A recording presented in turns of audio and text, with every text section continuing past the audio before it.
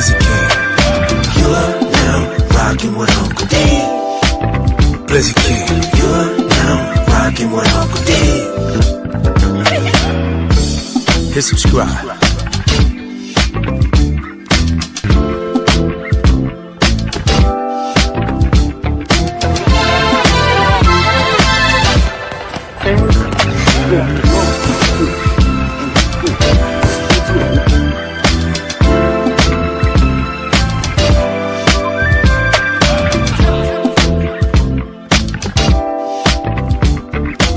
Subscribe to my guy, Uncle D.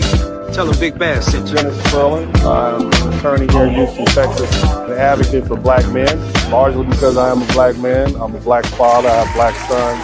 Hey man, I do what I do.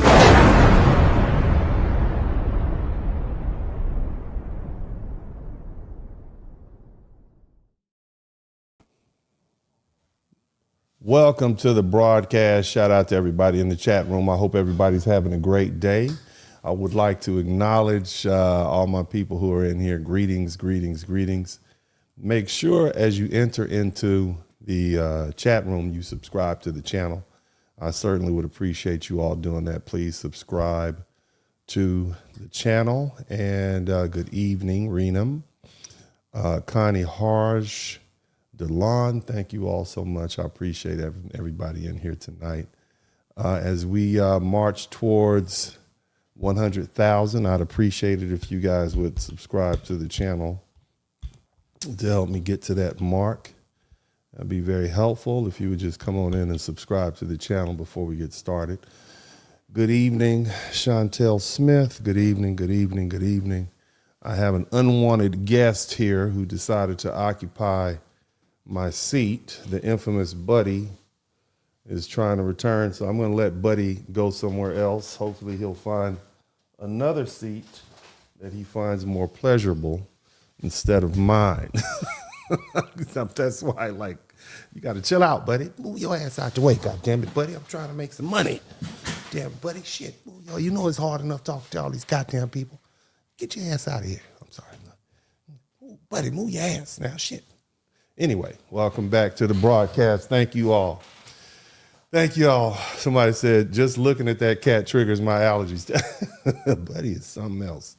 Buddy used to make a lot more appearances when he was, he had less lizards to chase in the backyard. But lately he finds other things to do. But he likes my seat. Whatever seat I have, that's the seat that Buddy likes to sit in. But yeah, shout out to Buddy. Somebody type love Buddy in the chat room. Love Buddy in the chat room. All right, all right. So let me say this. I want to welcome everybody to the broadcast. And as I said earlier, and you guys know this, my name is Dennis Spurling, and I'm always here to tackle the issues that are tough, you know, the ones that nobody else wants to deal with, okay? Tonight we're going to have a real conversation, and tonight, tomorrow, whenever you decide to look at this broadcast. It's not going to be a polite conversation. It's not going to be a fake conversation. It's going to be a real one. We're going to talk about the growing tension between foundational Black Americans and Africans, Black Africans. And let me say this clearly from the start. It makes no sense to be angry at us for defining who we are as FBA. For decades, you know, we've been told that we're not African. They told us that we don't look African. They told us that we're Americans. Some Black Americans have gone to Africa and they've told them that you're not even Black, you're white. Okay, so you know it's been years and years of rejection, and we get it. We get it. You know, we got it. You guys like to claim us. You know, on the global scale, those are our Black brothers and sisters. But the minute we come over there and start asking for land and visas and, you know, citizenship, you don't want to give it to us. Nevertheless, that's fine. That's fine. Although we do notice you have no problem with white folks coming over there. And there's plenty of white people in the west coast of Africa. But and there has been for a long time. But the bottom line is, there's really no need to get angry for us defining ourselves. There's no need to become angry because of delineation. See, for decades, if not years, we've been told we're not African. We've been told we have no culture. We've been told we are disconnected. We've been called lazy. We've been called violent. We've been called ungrateful. We've heard those things from white America, and yes, we've heard those things from not only black immigrants, but black Africans in Africa. So when we say, fine, we're foundational black Americans, we're a distinct group shaped by slavery, Jim Crow, 400 years of American history. Now, suddenly it's divisive. Which one is it? Are we not African? Or are we suddenly the same people when it's time to claim the benefits of the civil rights that our ancestors fought for, or reparations? See, you can't spend years distancing yourself from us and then turn around and say we shouldn't separate when we define ourselves. That contradiction is a problem. And here's where it gets uncomfortable. When we bring up history, including the fact that many African groups were involved in the transatlantic slave trade, instead of having a real discussion, the response is often denial or anger. Sometimes it turns into, you're not even our people, that's why we sold you.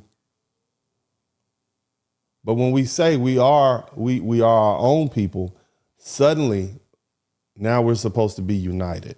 See, that back and forth is what frustrates black Americans.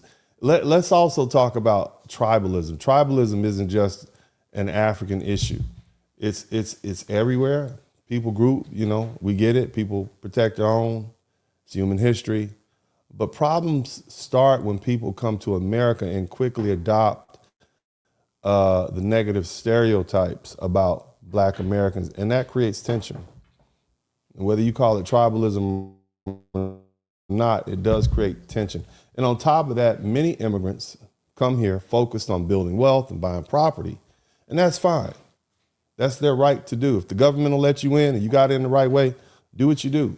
But when it turns around, and when you turn around and criticize us for fighting for things like reparations or speak on issues that come from our specific history, that creates friction. And bringing insults from the 1970s like, oh, African booty scratcher. If that defines today's reality, when everyone was being teased and called names back then, that doesn't help move the conversation forward. Black Americans need to stop. We need to stop trying to twist our brains, trying to understand why there's all this tension. Because at some point, we just have to accept that they're looking for conflict. And when I say they, I'm talking about these African immigrants. They're looking for conflict. Okay? And we're going to talk honestly about that today. And then when we have a honest talk, in order to have that honest conversation, we have to talk about current events, but we also have to talk about history. And we don't have to go back that far. We're going to talk about some African history. We're going to talk about some current events, because when you step back and look at even the last 50 years and you look at the wars across the African continent, then a pattern emerges. It's about a pattern about power, a pattern about control, a pattern about governance and instability. And so, before we talk all this unity or division or identity, we need to look at the record and see if these are people we want to even unify with, or can we unify with? Because see, I'm looking at 50 years and I see dozens of wars and I see millions of black bodies dead at the hand of other Africans. You have a continent in conflict.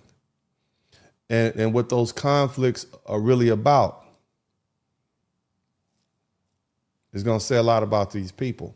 Now, as I always have, I have some videos I want to preview for you guys. Y'all make sure y'all hit the #1 button. Now, before we get started good, do you all remember this young lady here? Hit the #1 button. Strapped to my chest. I want y'all to remember. Black History Month to everyone except the foundational black Americans. I hate you niggas. I hate you niggas. Let's die. Ooh. If I could gather all of you in one place with a strap to my chest, You know what time it is. We're gonna have a party. We're gonna blow up the spot. Now, again, you guys have seen this video before. You've heard this young lady. She's a West African immigrant. You know, her words speak for themselves. I want you to listen. More like me. I'm doing society a favor. But yeah, everybody else, happy Black History Month. I'm even feeling generous towards the biracials. And I want you also to understand that when they refer to biracials, they're referring to anybody who is not sub-Saharan African, okay? Anybody who's not broad-nosed, thick-lipped, dark-skinned sub-Saharan African. And that's pretty much 99% of foundational Black Americans, or at least someone in your family. We are an amalgamated people, simply because we've been here for 500 years, intermixing with Native American, African, European, pretty much anybody else, okay? Nevertheless, the culture remains the same, and we are of African descent, but we are not Africans. Africa is a continent, okay? We are of the nation of the United States. We are of the American continent, specifically North America. We are of African descent. That's our ancient homeland, or at least one of them, and we don't deny that. We don't deny our Blackness. We understand that our Blackness is what makes us cool. But you are not going to come to my country and tell me what I am or what I am not. But again, these are the attitudes that they bring. They're looking for conflict.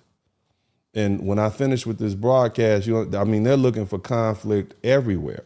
Let's keep listening. I feel like they've been good recently. They can have that third week maybe. So she apparently, you all, the internet did what the internet does. You all tracked her down.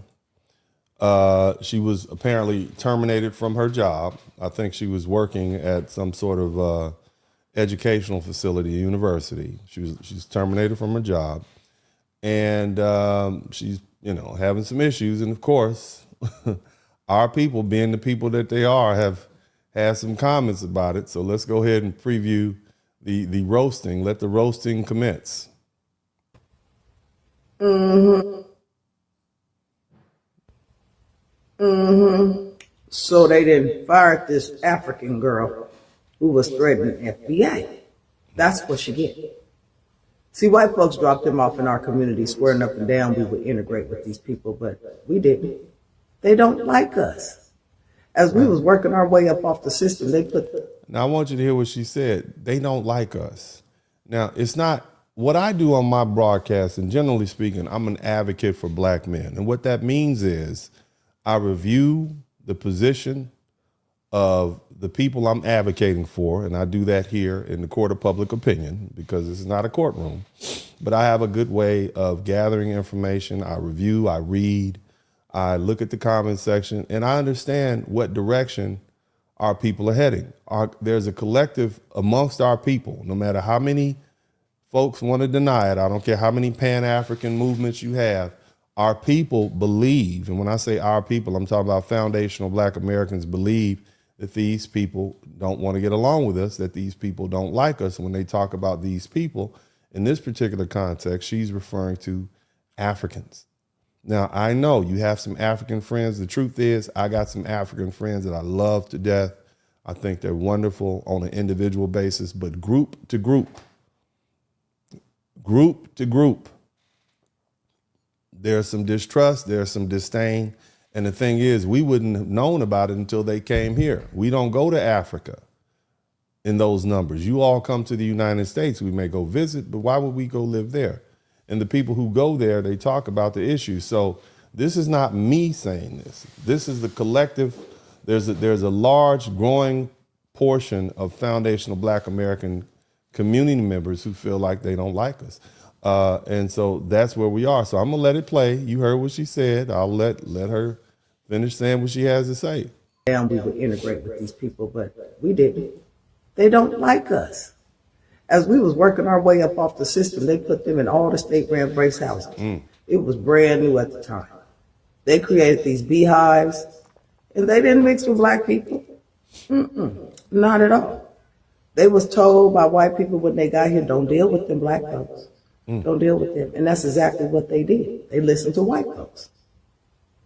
And they thought they was better than us, living in the projects, as we working our way off of the system.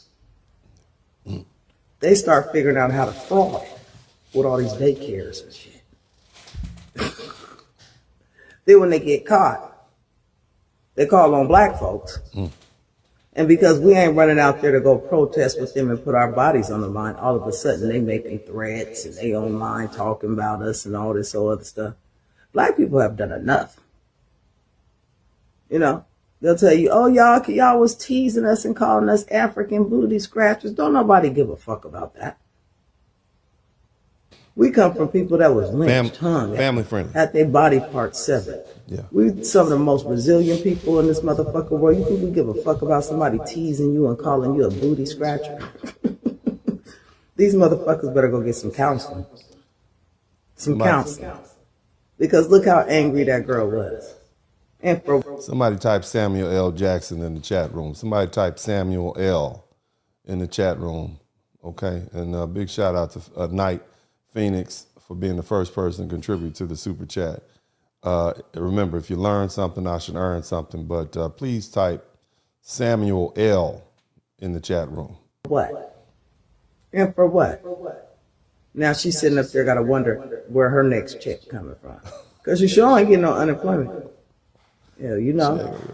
While she's sitting up kissing these white folks' ass. I bet you it was a white person that called her, told her they was going to let her ass go. And when she go up here to this motherfucking unemployment office, there's going to be a white motherfucker that tell her ass. Somebody type Samuel L. in the chat room. You know Samuel L. Jackson has made over $1 million just saying the word MFer, okay? So he's capitalized on that, all right? But we'll let her keep going.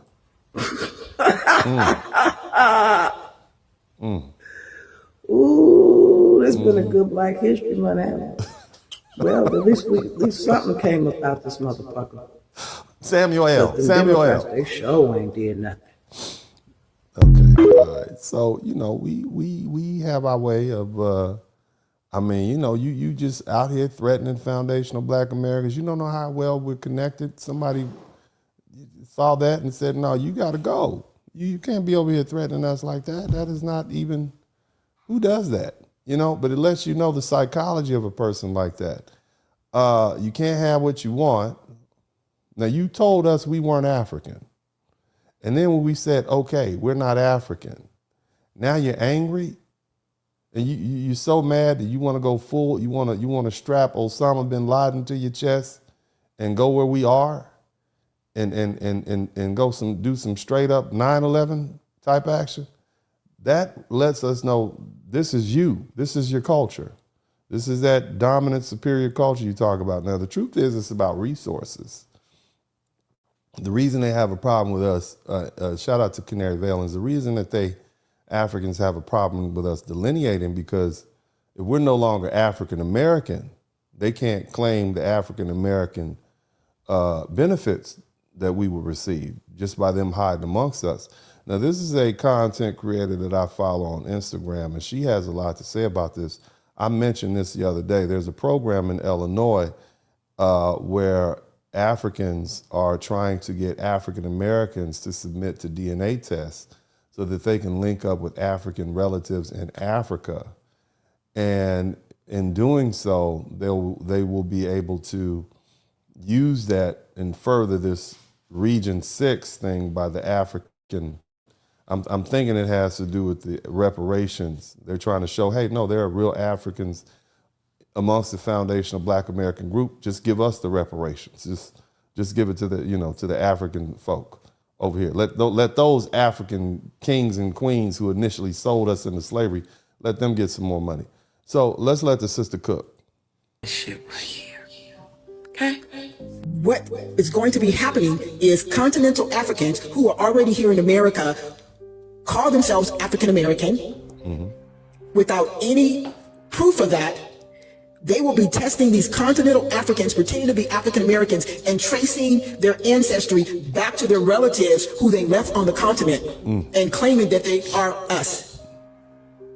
As I stated, they will be giving out DNA kits in indigenous community in Chicago, Illinois, and will be paying people to test. You have to be 18 years old, submit an ID that you are residents of Chicago, but no documentation of your heritage, that you are indeed an original Black American. So they're going to be using continental Africans, tracing them back to the continent, back to their ancestors, to their cousins, brothers, mothers, and then come out a report saying, oh, look, African Americans have relatives back on the continent.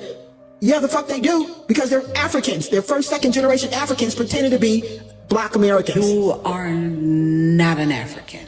Right. Okay? Look. All right. So do you all hear that? Do you hear that scammy behavior that's going on? So, you know, basically they're coming up with a program so that they can try to figure out how they can continue hiding, or as they say, tethering amongst us. And if we're stupid enough to let that happen, then that's our fault. Now, I want you all to recall something. You remember about 3-4 years ago, every year, sometimes twice a year, for the past 6 years, I've been saying Africans owe us money for reparations. I've been saying that, yeah, I understand that the U.S. government and those insurance companies and those European countries owe us money. But I've also said Africans owe us money. And I've been saying it for the past 6 years, because for about the past 10 or 15 years, I've been watching the trends, and I recognize that there's a burgeoning conflict, or was a burgeoning conflict between Black Americans and foundational Black Americans and Africans. And it had a lot to do with the fact that they like getting in our business, and they're so opposed to reparations. And my thing was, okay, well, if you don't want the white man to pay us reparations, then we'll let the African man pay us reparations. And that is your reward for getting in our business. I developed a whole broadcast. I came up with a proposed executive order, and most of you folk were so angry with me.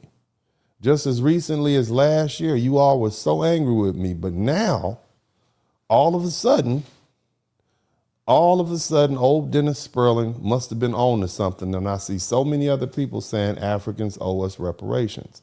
Now, if you are interested in that, and if you would like to help push that, you can email me at spurlingdennis@gmail.com. That is spurlingdennis@gmail.com. I'm going to say it one more time.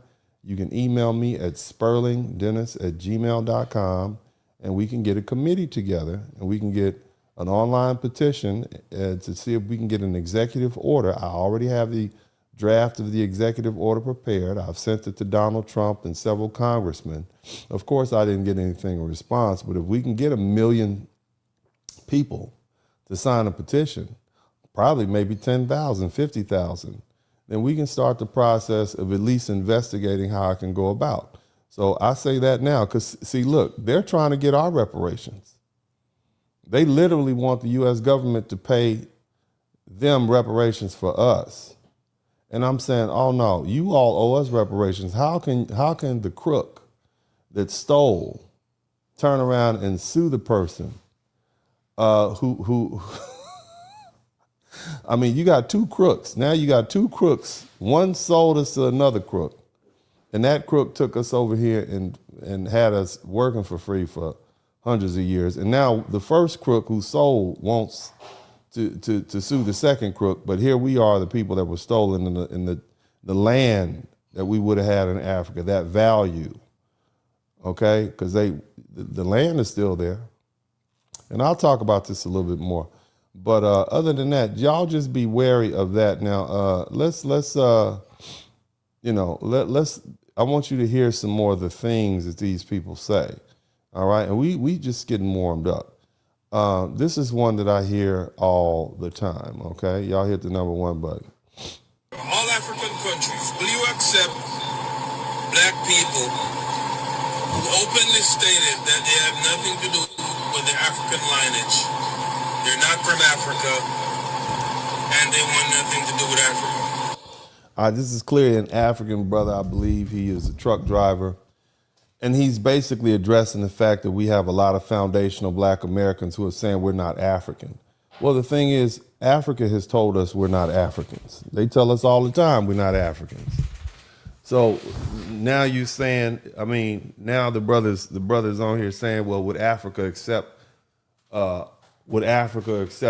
Americans back? Who told you we were leaving? Why would we leave?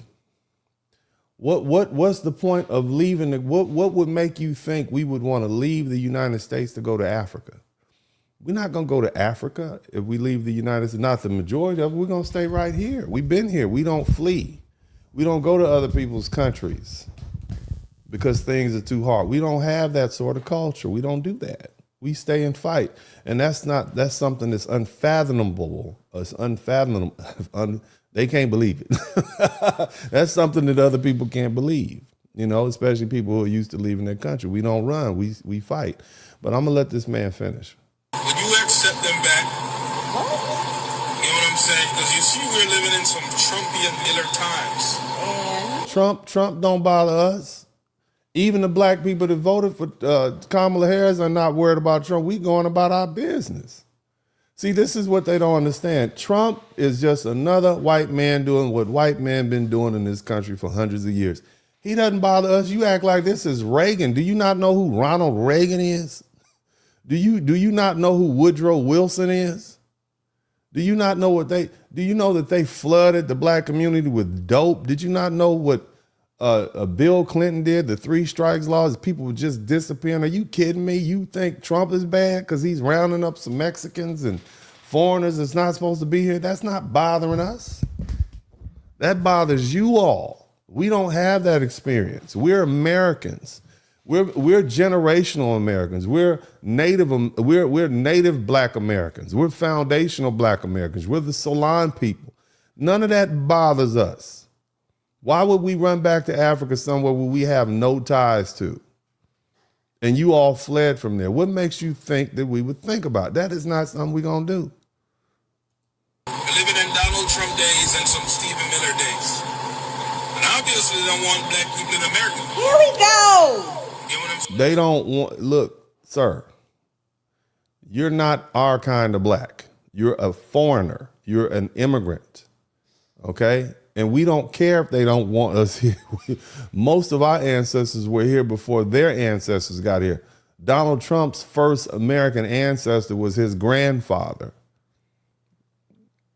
That only goes back about 100 years. We have ancestors that go back 300 years, 400 years.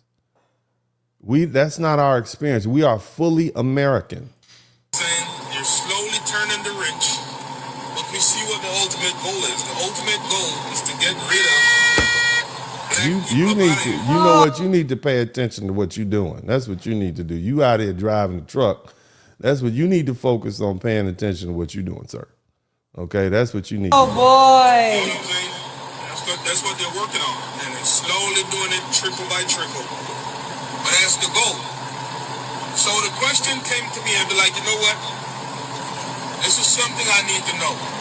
Will African countries, tribes, cultures, and African people be open arms about accepting black people who decide to come back to Africa?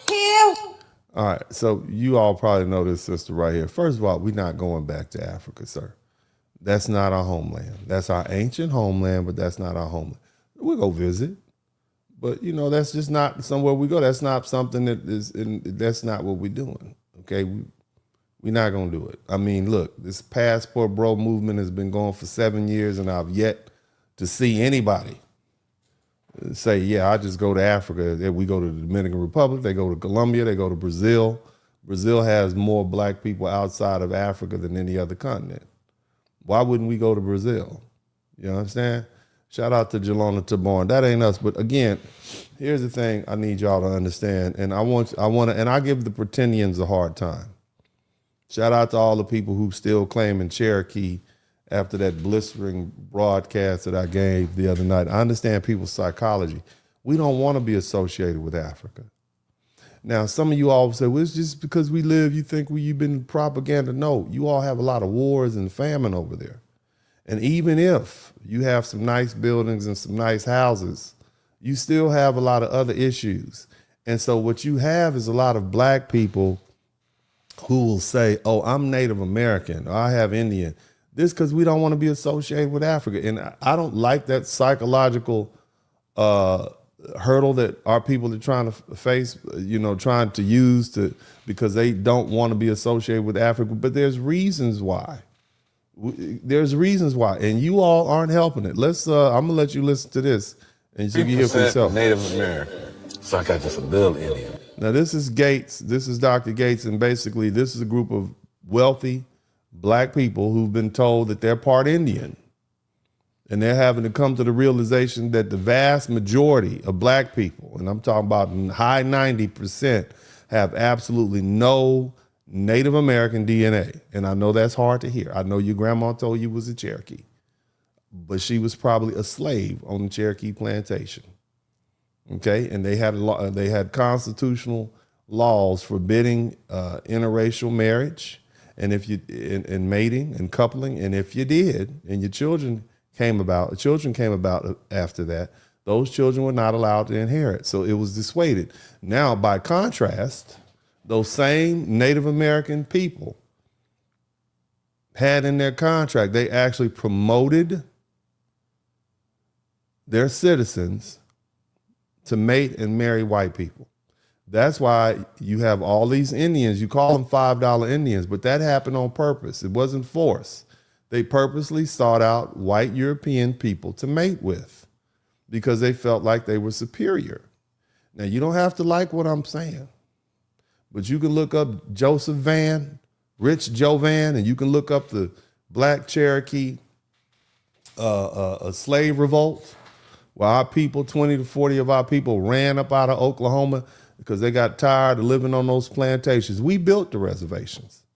They walked us along the Trail of Tears. 10 to 20% of us walked along the Trail of Tears.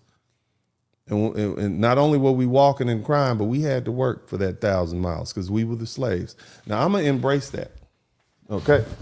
Now, I don't run from, but let's go ahead and go through this excruciating. This is why we're trying to separate. This is some of the extents that we go. So it's not one way, okay? It's not just them saying y'all are not us. We saying we not y'all either.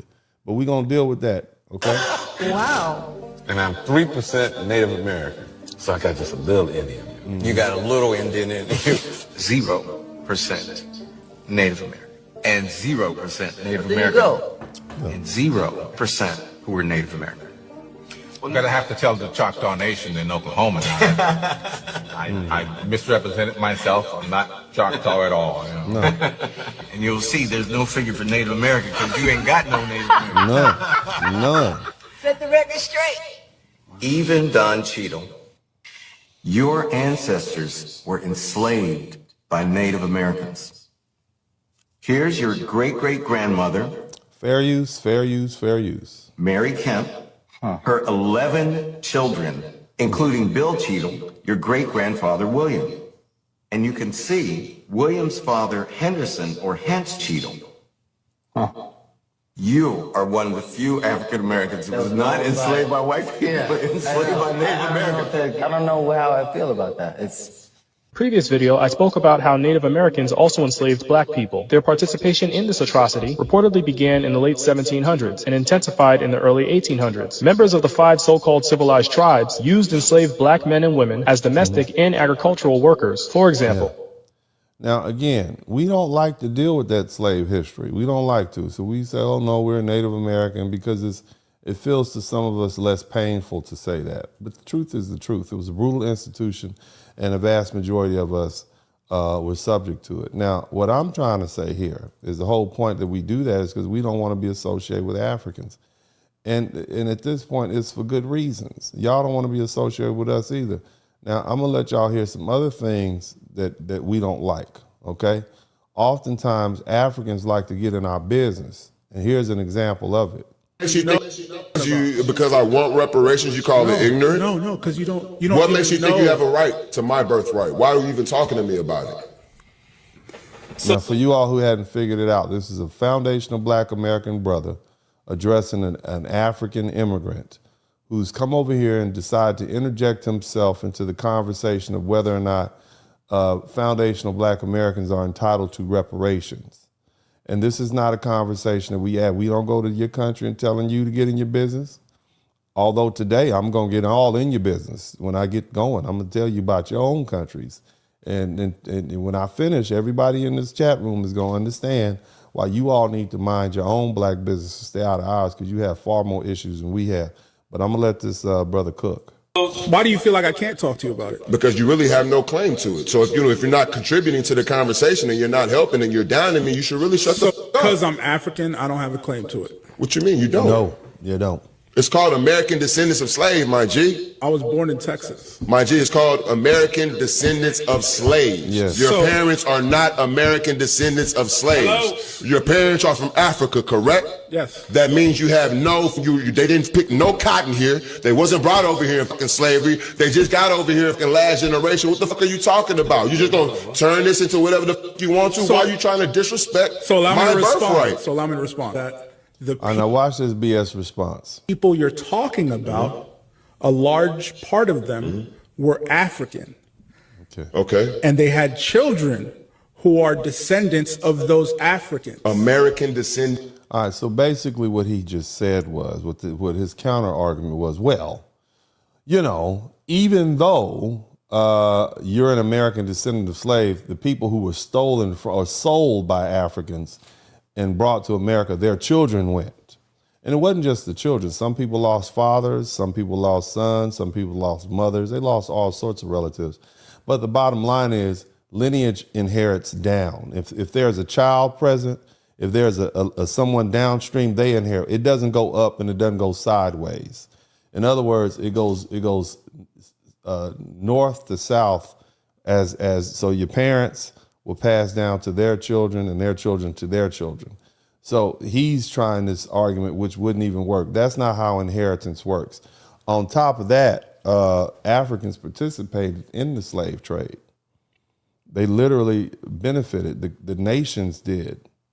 And there's something called successor state liability. So whether it was a kingdom, a territory, or a country, you inherit the land, you inherit the debts that go with that land.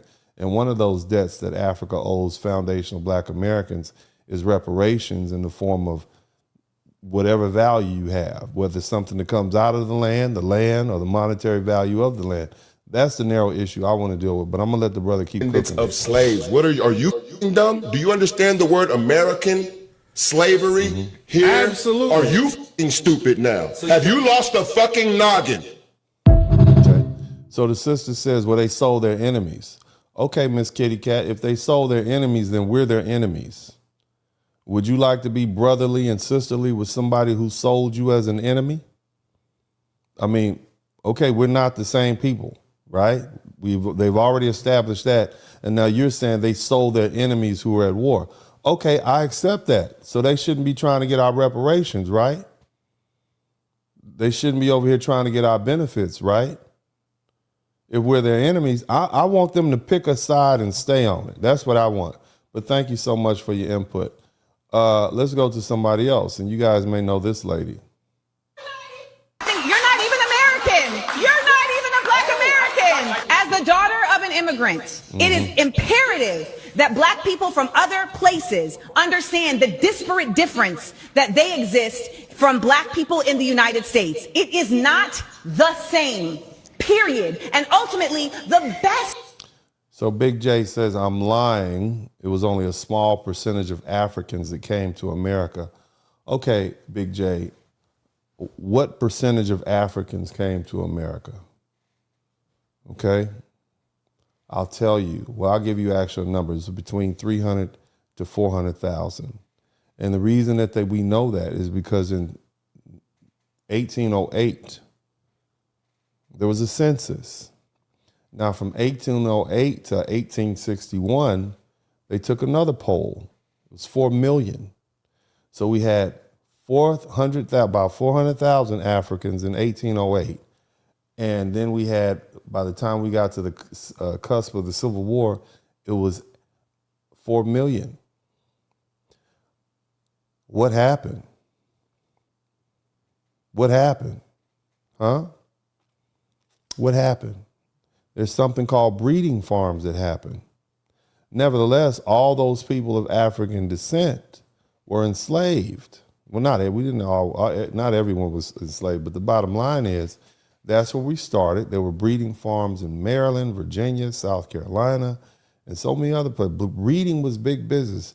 Black women had 5, 6, 7, 8 children. That was normal. So you have to understand where you are. Okay, I've been doing this and talking about this subject for 5 or 6 years straight. I understand that the entire legal system that we have, whether we're talking about property law, tort law, farming, business, Wall Street, is based on the purchase, sale, and productivity of black bodies. We literally got this country going. We got it rolling. Okay, it was on our backs and in our sweat and our labor and our blood. So what you're talking about is just a fantasy. I'm going to put you in the pretendian category. You don't want to hear the fact that we were slaves. But what you're going to have to do on this page is you're going to have to grow up and you're going to have to accept the fact that it's ugly. It is what it is. I'm proud of what my ancestors been through. It made me tougher. It made me harder. It gave us a story. It's the reason why we have all this soul. Okay, because see, if you were just a Native American, brother, you wouldn't be able to run. Our people wouldn't be running as fast. They wouldn't be as brilliant. We wouldn't be who we are.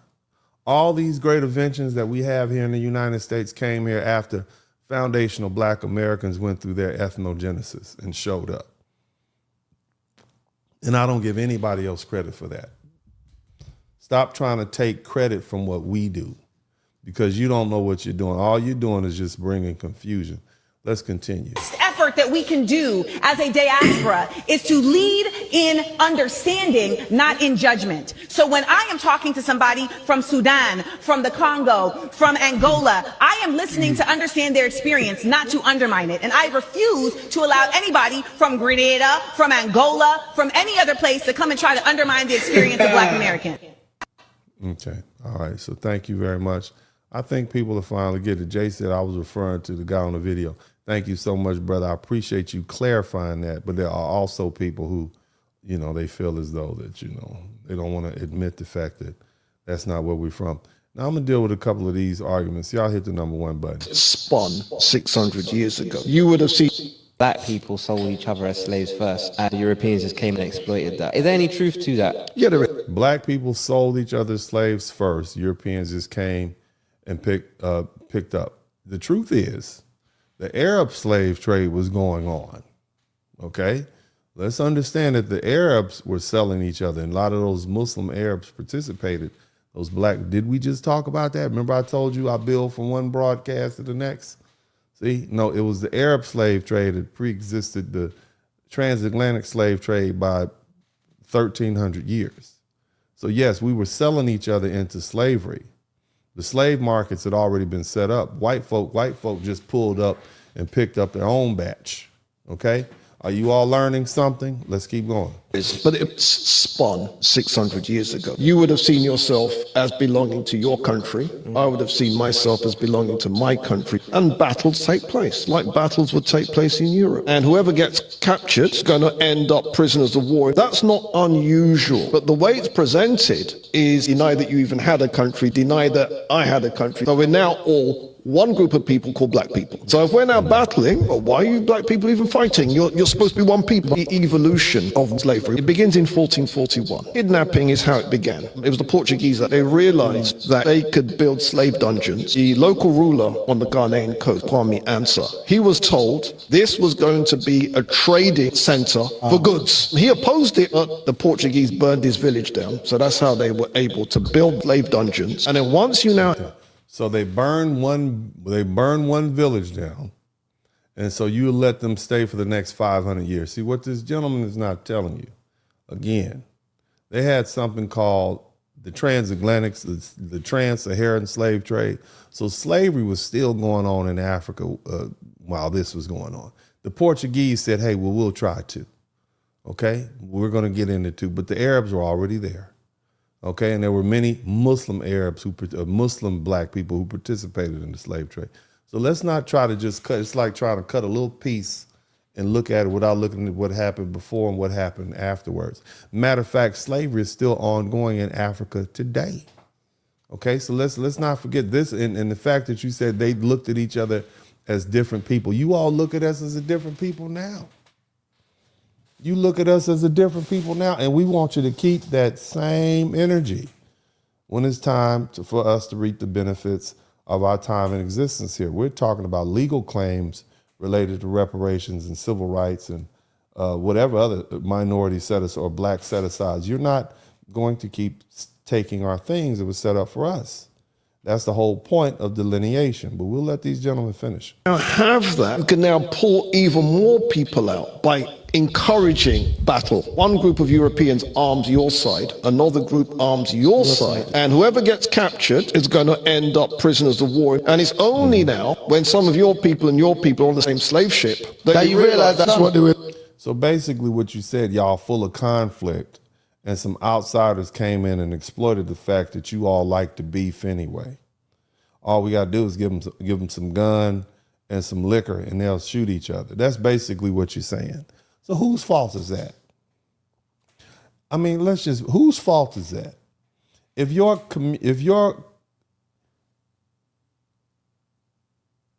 country, if your culture is so easily manipulated that all they have to do is give you some gun and make some promises to you, you go kill each other and sell yourselves or sell your enemies to some foreigners to take wherever. That means your culture is already divisive. It means your culture is full of conflict and beef already.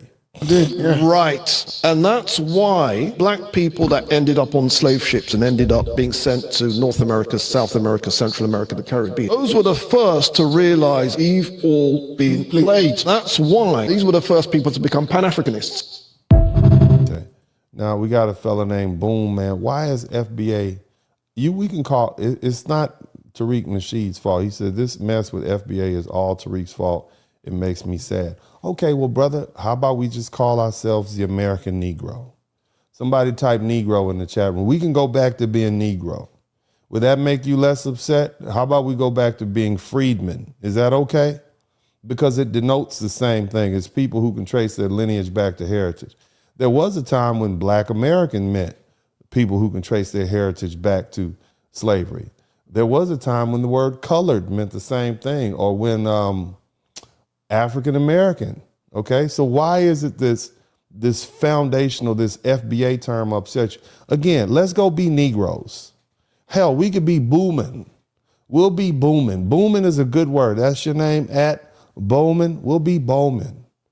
And it'll just simply denote that we can trace our heritage back to slavery here in the United States, if that's what you choose. Let's not be upset with Tariq Nasheed for giving us a word, because before him, there was a gentleman named Dr. Claude Anderson who referred to us as Native Black Americans. And they referred to Africans from the continent as continental African Americans. You understand what I'm saying? So again, if the Puerto Ricans can whip their flag up, Latina girl, if the Venezuelans can put their flag up, if the Mexicans can put their flag up, even though they don't want to get deported back to Mexico, why is it that Black Americans can't put our flag up? Why is it that you all don't ask Jamaicans where they're from? Why don't you tell them they're African? You say, oh yeah, you're Jamaican. I don't understand that. Why does everybody have a problem with Black Americans delineating? Somebody say, Somebody say, Okay, let's go ahead and proceed to the next video. Nigeria and South Africa could have not. Like in all case scenarios, Africa is a fucking traitor. Yeah, the entire continent. The education theory strikes again. Because they didn't teach you Nigeria sold you out. They didn't teach you South Africa sold you out. Nigeria and South Africa could have not sold their own people because South Africa and Nigeria were non-existent during that time. Okay, South Africa and Nigeria weren't in existence, but the tribes. See, Africa didn't have the borders that it has now. It wasn't until Europeans got together and carved it up. They carved up all the little tribes. There used to be swaths of land with different so-called tribes and kingdoms. So they cut them up to make them less powerful. But the bottom line is the land still exists, and those people who were in charge are still there. and therefore they are still responsible. So what the sister is referring to is the people that occupy the land of Nigeria and the people who occupy the neighboring places is still the same culture. They still reap the same benefit of the land that was taken from our ancestors when we were stolen and moved off the land. That's what she's saying. You're trying to split hairs and say, well, Nigeria didn't exist. Yeah, well, you know what? America didn't exist until 1776, but we still want reparations for that time period before the country exists. Who was responsible? England, insurance companies? This is what these folk do. You keep moving the goalposts. In America, we were taught Africa sold us. Almost all of the countries in Africa were formed after the Berlin Conference that happened in 1884 to 1885. So during this time, there was no specific country. There was only like cities and kingdoms, which were also run by people who did not know. They were called city-states. But go ahead. Know how to speak English or write it. But they could speak Portuguese because there was a king now called Alfonso I, and he was educated in Portugal. He sent his children there. They've adopted Portuguese names. The first black man to own a slave was from the Congo. His name was Antonio, and he changed his name to Anthony Johnson. So even though you couldn't read English, you could read Portuguese. And you had Portuguese emissaries there and all sorts of stuff. And you had all kinds of people there who could translate. What you wanted was the guns and the tobacco. You wanted to have a one-up on your adversaries because what you all did a lot was conflict. That's all you did. You've been fighting each other all those times. Go ahead. So when most of them were handed a piece of paper and told that after signing it, they were literally going to get rich, no one was around to read or translate it. Oh, they so couldn't read. Most of them signed it. I want you to understand that they said that black people nobody on the whole continent could read. That's what you're saying. They just signed it. And even after the realizations kicked in, the situation did not get any better because there was no specific language to unite Africans, in which formation of these languages took a lot of time. You say all these languages that Africans had, they couldn't unite. About 10, 20 per state. You telling me that none of those languages, nobody could communicate? How was y'all having sex? How were y'all having sex? Since you couldn't communicate. I'm just asking. There's no way to communicate. But babies kept coming. Somebody was talking to somebody. And I hate to reduce it down to that, but let's just go ahead. You saying nobody could talk. Well, it looked like the white man was having sex with those women. They couldn't have a conversation after they finished with they kufu. They got their little, after they finished eating, they couldn't talk then. Hey, we don't want to sign that contract and give you access to 50,000 of our black people and make them slaves. We don't want that. There was no talking going on. You don't think, so how did they communicate in the first place? So you're going to plead ignorance. Somebody type the plea of ignorance. And also there was no interlinking transportational systems to unite Africa. And even after some Africans were educated, they were bribed and taken to European countries. That they did not spread the knowledge they had acquired. So you might actually be a descendant of the people you actually hate. And in all cases, so you saying they didn't have any mode of transportation. So how did they get from one side of Africa to the other? The camels didn't work? With no walking going on? I'm just saying, I'm just asking questions. There's a lot of plea copping going in here. Okay, a lot of throwing yourself on the mercy of the court. Scenarios, why the fuck would I venerate ancestors or connect myself to ancestors that sold their fucking children for profit? Are y'all fucking slow? I think so. Okay. Now, you heard what she said. Why would I celebrate ancestors who sold their children into slavery? So the sister, the foundational Black American sister, says, hey, we were our own, we were your people. And you traded on it. You're traders. We were your people. And you sold your own children into slavery. Now I want you to hear his response. And when you hear him say, hey, we weren't the same people, I want you to say, keep that same energy for reparations, okay? Totally unrelated, but I like the fact that you keep on using only one phrase, almost like you heard it when someone else used it, and you are spamming it, thinking that you're going to sound educated. I don't care who the fuck don't like me, I'm never gonna be nice about it. No one is going to hate you, but a lot of people are going to think that you are uneducated. And Yeah. I think that you are uneducated. That's what I think. I think you are making up reasons. That's what I think. And I see that a lot. Okay? Because again, what happened was we decided to go ahead and do what they did, and that's delineate. Now, before we get going a little, I need y'all to subscribe to the channel because we're about to get deep into this lesson, and I think it's necessary. Okay, they love to get off in our business. So I'm gonna get in their business tonight. Somebody type messy in the chat room. I'm about to get real messy tonight because they love to, they say you point a finger at somebody, 3 get pointed back at you. I'm about to get deep into their business tonight, and they're not gonna like it today. All right, they're not gonna like it today, but I need you all to subscribe to the channel so that I can get to where I'm trying to get. Okay, shout out to Red Signal. Thank you so much, family. I appreciate you. I'm trying to get to 100,000 subscribers, and I need y'all to take the time right now, hallelujah, and subscribe to the channel right now, okay? I need you all to do that right now, all right? Matter of fact, if I get another 200 subscribers, I'll be at 94,000. So that's 700 people. I need y'all to type. Somebody type messy in the chat room. It's about to get messy. So I'm going to let y'all do that. I know y'all will take care of me. I'm not asking much. And of course, as I always say, if you learn something, I should earn something. But here's the thing I want y'all to, and I'm talking calm. See how I'm not upset? See, I got this fresh new haircut, so I'm feeling good. You understand me? I'm feeling good. Somebody type good in the chat room. I'm feeling good. You're not rushing. When you're looking good, you don't need to rush, okay? But anyway, 50 years. Africa's been a battlefield of power and territory and survival. 50 years. And I'm going to walk you through every major war one by one for the past 50 years, okay? All you Negroes, everybody that don't want to be an FBA, we just going to call you Negroes. Shout out to the one and only. You want to be a Negro? We can be a Negro. We'll do that again if it means it's giving us our money, our reparation. We're going to be Negroes again. Since you don't like FBA, that's divisive. We'll just be Negroes. And anybody who don't want to be a Negro, that's good. We could be freedmen too. Okay, but it denotes the same thing. Now, Africa. Okay? They've just had wars everywhere. They had the Western Sahara War.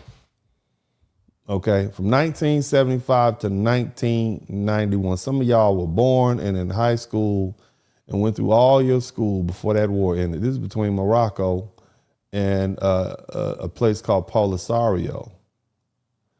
Okay, it was about independence and annexation. They say anywhere from 10 to 20,000 people died. 10 to 20,000. Chad and Libya.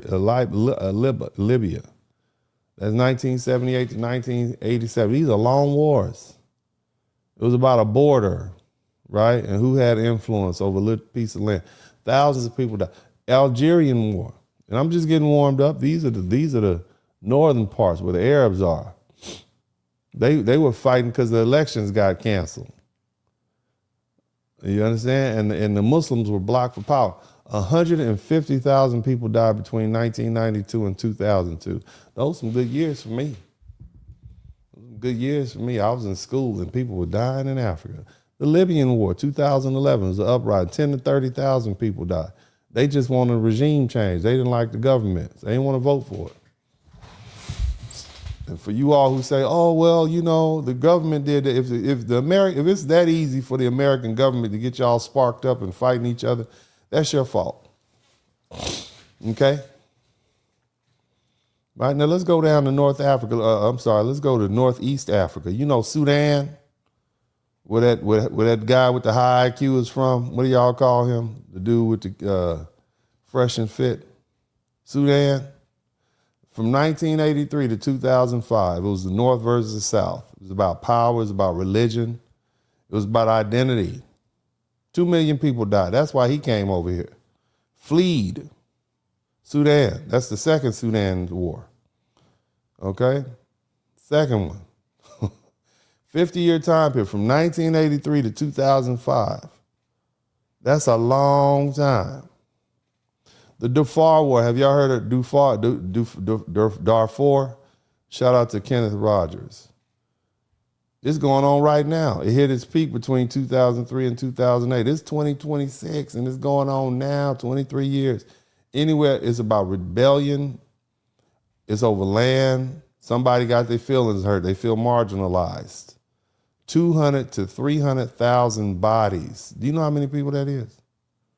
They had another war, South Sudan, 2013 to 2018. It was a struggle, internal struggle. They can't get along with each other. Somebody type can't get along. 383,000 people unalive. Another Sudan war. You got 2 military facts. This is from 2023. They just got this one started. Tens of thousands of people, maybe hundreds of thousands of people have died. The Horn of Africa. Okay? So we went from the north. All right, then we went to the southeast. We just working our way around, basically clockwise in Africa. Whether you're Arab or Black African, whatever. Somalia versus Ethiopia, 20,000 people died. This is 1977 to 1978. That's when they started coming over here. Eritrea, War of Independence. It's in the final phase in 1991. Killed tens of thousands of people. They were fighting with Ethiopia. This is those superior cultures. They can't get along. 1991 to right now, the Somali Civil War. They got a civil war that's been going on since 1991. They said that it's been over 3 decades, 500,000 people. You see why these people are fleeing? The Djibouti War, 1991 and 94. We had some good music back there. They over there fighting and killing each other. They were rebelling because they wanted representation. They wanted some congressmen. So they said, we just gonna kill people. There's a war between Ethiopia and Eritrea from 98 to 2000. 70 to 100,000 people. That's just over a border. It could have been something as simple as the river changed and they went 70,000 to 100,000 people had to die over there. Same thing with Ethiopia, internal wars from 2020 to 2022. Federal government versus some reach. So the president and the mayor was fighting and 160,000 to 300,000 people died. And then you got Kenya versus Al-Shabaab, a spillover from 2011. Just people coming to other people's land fighting. I mean, let's go to West Africa. From 1989 to 2003, warlords, random dudes with guns, fighting for control. 150 to 250,000. I mean, these people fight like it's a video game. That's Liberia. Okay, shout out to Zuck. Thank you. Sierra Leone. 1991 to 2002, they were fighting over diamonds and power and brutality. And think of 50,000 people died, and now everybody's buying these lab-grown diamonds. I want you to think about that. They got another one, Guinea-Bissau, the Civil War from 98 to 99. Look how long these wars are lasting. The military decided they were going to fight each other. It's a political crisis. About 2,000 people died. These are not big countries. The Casments conflict from 1982 to now. You see how many years this is? This is in Senegal. Thousands of people. You understand?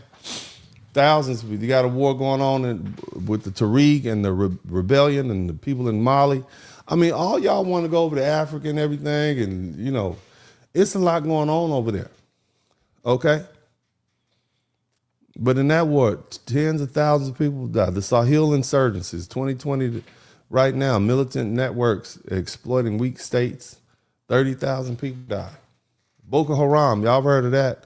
They call it an insurgency. From 2009, what's going on is you have this extremist campaign across Nigeria and its neighbors. 30,000 civilians have been killed, not military, okay? 30,000. And in Central Africa, Angola, it was a war over oil and diamonds, 500 to 800,000. Chad, okay, from 2005 to 2010, thousands killed. Uganda, Tanzania, from 1978 to 1979, 10 to 40,000. Ugandan more, beef in Uganda, 100,000 people killed from 1980 to 2000. These wars go on. Rwanda, the Civil War in Rwanda, 1990, 1994, 800,000. Burdini, Civil War, 300,000. It was about ethnic conflict. In other words, You not my type of black, so I'm gonna unalive you. And y'all want to take y'all butts over there? Y'all don't have anywhere to fit in. All my FBA people, you can go over there instead if you want to. You'll be getting ethnically cleansed in about 50 or 60 years, because this place is filled with Africa. Africa's filled with conflict. First Congo, 10,000. Second Congo, another 5 million. So from 1996 to 1997, 10,000 people were killed in the Congo because of some regional rebellion. And then from 1998 to 2003, that's 5 years. They say up to 5 million. That's 1 million a year. You understand? And it goes on and on. Central African Republic, Cameroon, people just died. South Africa, the Rhodesian Bush War, 20,000. South African border, 10,000 in 1989. Mozambique Civil War, 1 million. Lesotho, which is basically more South Africa, 1990, dozens to hundreds, thousands killed. Now, again, let's step back, because, you can understand the scale of the numbers we're talking about if I run it like this. In just 50 years, not 75 years, not 100 years, just 50 years, the wars we listed add up to 11.8 million dead people. And that's a conservative number. Okay? That's a conservative floor.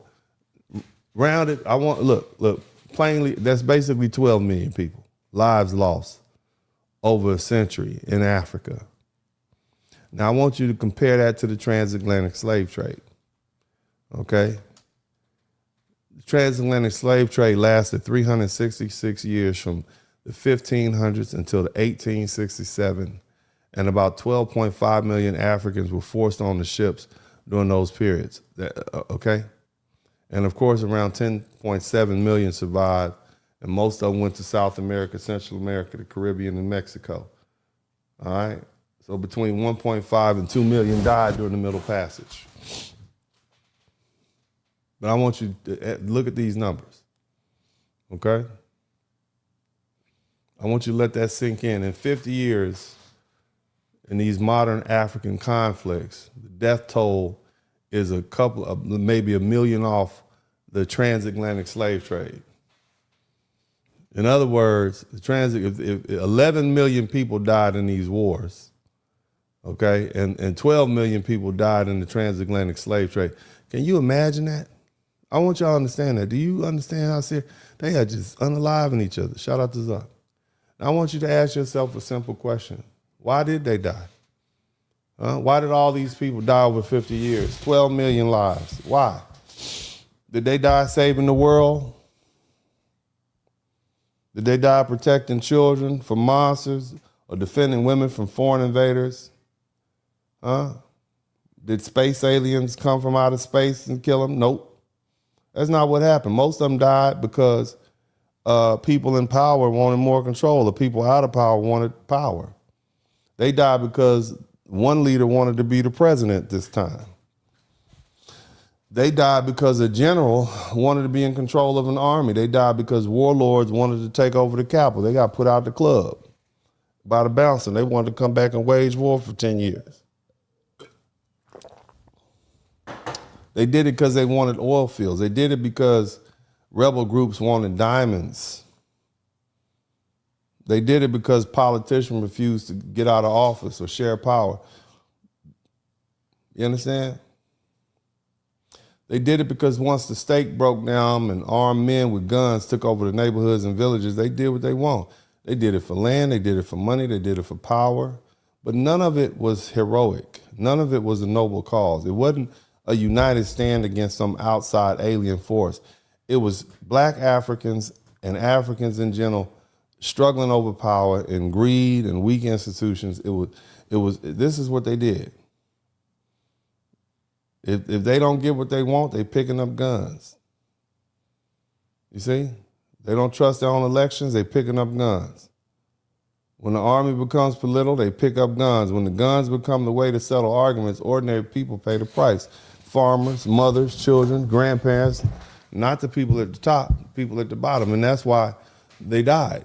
not because of destiny, not because of fate, but because one tribe because wanted power and they thought they were more important than the rest. Now, I got a couple of videos so you all can see what you saw. You can see it for yourself. You guys hit the number 1 button. Let's review these videos right now. And you guys tell me what you think, okay? We got live action. And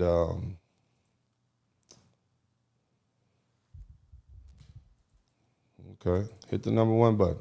Fair use. People come here to come and kill the people they do work in farm. They kill the people on 200 people. They are kill her. Now, I want you all to know this is going on right now in West Africa. Fulani, Hausa people, this is in Nigeria. This is what's going on in the motherland right now. This is what they're fleeing from right now. That's why they want to leave the country right now. That's why they're here. Okay, let's keep listening. In Ganawuri, on any language, and they kill her. And Fulani should not kill her. My house, they follow that. You just keep saying. They burn my. Man is also a citizen of this country, and he has a right to live in every part of the country. No more leave our land. No more this is our land. We have a right to live in every part of the country. We also have a right. Now, what they're saying is that the Fulani people have a right to live anywhere they want to. I gather, okay, because I don't get in other people's business, but since you all like to get in our business, I gather the Fulani people actually came from the east part of Africa as migrants. And they started in North Africa and they got pushed down further and further as a result of the Arab invasion, which we spoke about the other day, the caliphate. Remember we talked about that? And so these Africans, and they look pretty black to me. He looks pretty black. But these Africans, they don't like, they have cattle and they want the cattle to graze, so they don't respect other people's boundaries. And because of that, they've been beefing. So these are the Fulani people, okay? To do any business that not against the rules and regulations of the country. So we are a citizen. We have a right to live in every part of the country. No more leave our land. No more this is our land. Zam. That's what he said. He heard it. He said it with his chest. Let's keep on going. Okay. This Burkina Fulani girl in Ghana is complaining that the Ghana Security Service are deleting their cattle. Now, before I answer here, let me say this. I don't care if this... They're deleting who? What are they deleting? Did y'all hear the word they're deleting? They're deleting the what? I don't care. Fulanis are not indigenous to Ghana. Okay, hold on. What did he say? Who are they deleting? Can somebody say that again? The Ghana Security Service are deleting their cattle. They're deleting the Akatas. So you call the Fulani people the Akatas because they have no homeland. They're stray cats. So the people who are unalive, you call us Akatas too. So it's meant to be an insult. Is that what you're saying? Insight. Somebody type insight in the chat room. Talking about we learning. Now, before I answer here, let me say this. I don't care if this will make you dislike me. I don't care. Fulanis are not indigenous to Ghana. Fulanis are not indigenous to the Ghanaian land. You guys are from Burkina. You guys are from Somalia. You guys are not Ghanaians. Stop forcing it. You never ever be Ghanaians. Stop being delusional of Fulanis. That's why the fact that they accepted you here does not mean that you are a Ghanaian. You will never be indigenous. It's that simple. So some cattle went astray. You'll never be indigenous. You're not from here. Well, why do y'all come over here and tell us that this is y'all are Black Americans and African Americans? If you saying the same thing about the Akatas in your country, aren't you all Akatas? If you come to my country and you're fleeing your country and you're not from this country, this is my home. So who's the Akata?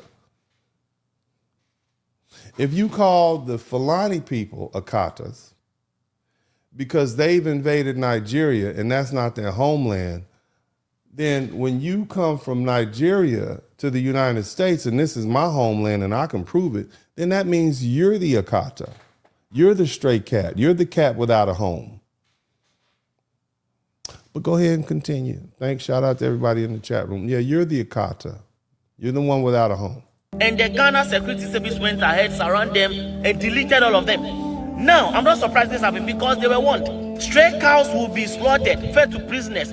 Ghana mayor wants. So they have been warning them, keep your cows in check. In Ghana, you either ranch your cattle or you lose them. This is the... Again, this is because the Fulani people are herders and they don't respect the land territorial bounds. You know, the ones that the Europeans set up.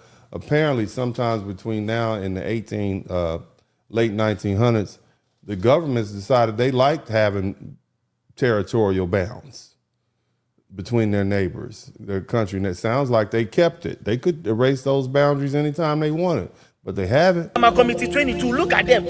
Just look at them. And then you refuse to ranch your cattle. If the Ghana Security Service enforce the laws, then you'll be crying. In the Volta region, that's what they used to do. These cows would go into people's farm and destroy their crops. Until the Volta farmers decided to climb back. They took drastic actions, and now those things don't happen in Volta region again. If you allow one person, then another one wants to do it. And madam, when she was talking... He's angry about these foreigners coming to his land. He's angry. He's angry about these foreigners coming to his land, and we're supposed to stay calm about it. I'm just saying, okay? So you get the point. I don't know. He's a little angry, a little African Nigerian, but we'll let him rock on with somebody else. You all continue. Let's look at some more angry people.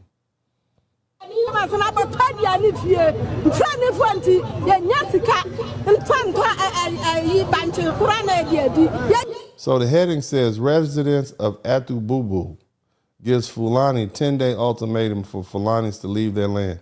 What are y'all gonna do? Are y'all gonna call ICE like we do? Somebody put the ICE hotline. I'm learning a lot. So y'all don't like foreigners come. Y'all don't like foreign. Why don't y'all unify with the Africans? Why don't y'all unify with those Fulanis? That's what you need to do. Instead of trying to getting us to unify with you all, unify with those Fulanis.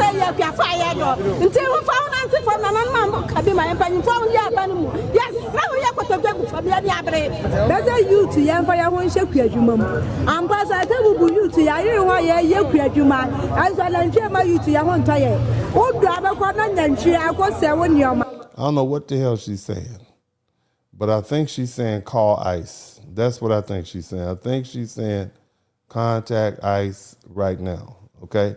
So y'all get the point. Are you all starting to see a pattern here? Are y'all starting to see a pattern? Let's keep pushing. Just Fulanis who are killing Nigerians. Oh. Yes, you heard that right. The people that run this world will do everything to keep humanity in the dark, because once we know the truth points right at them.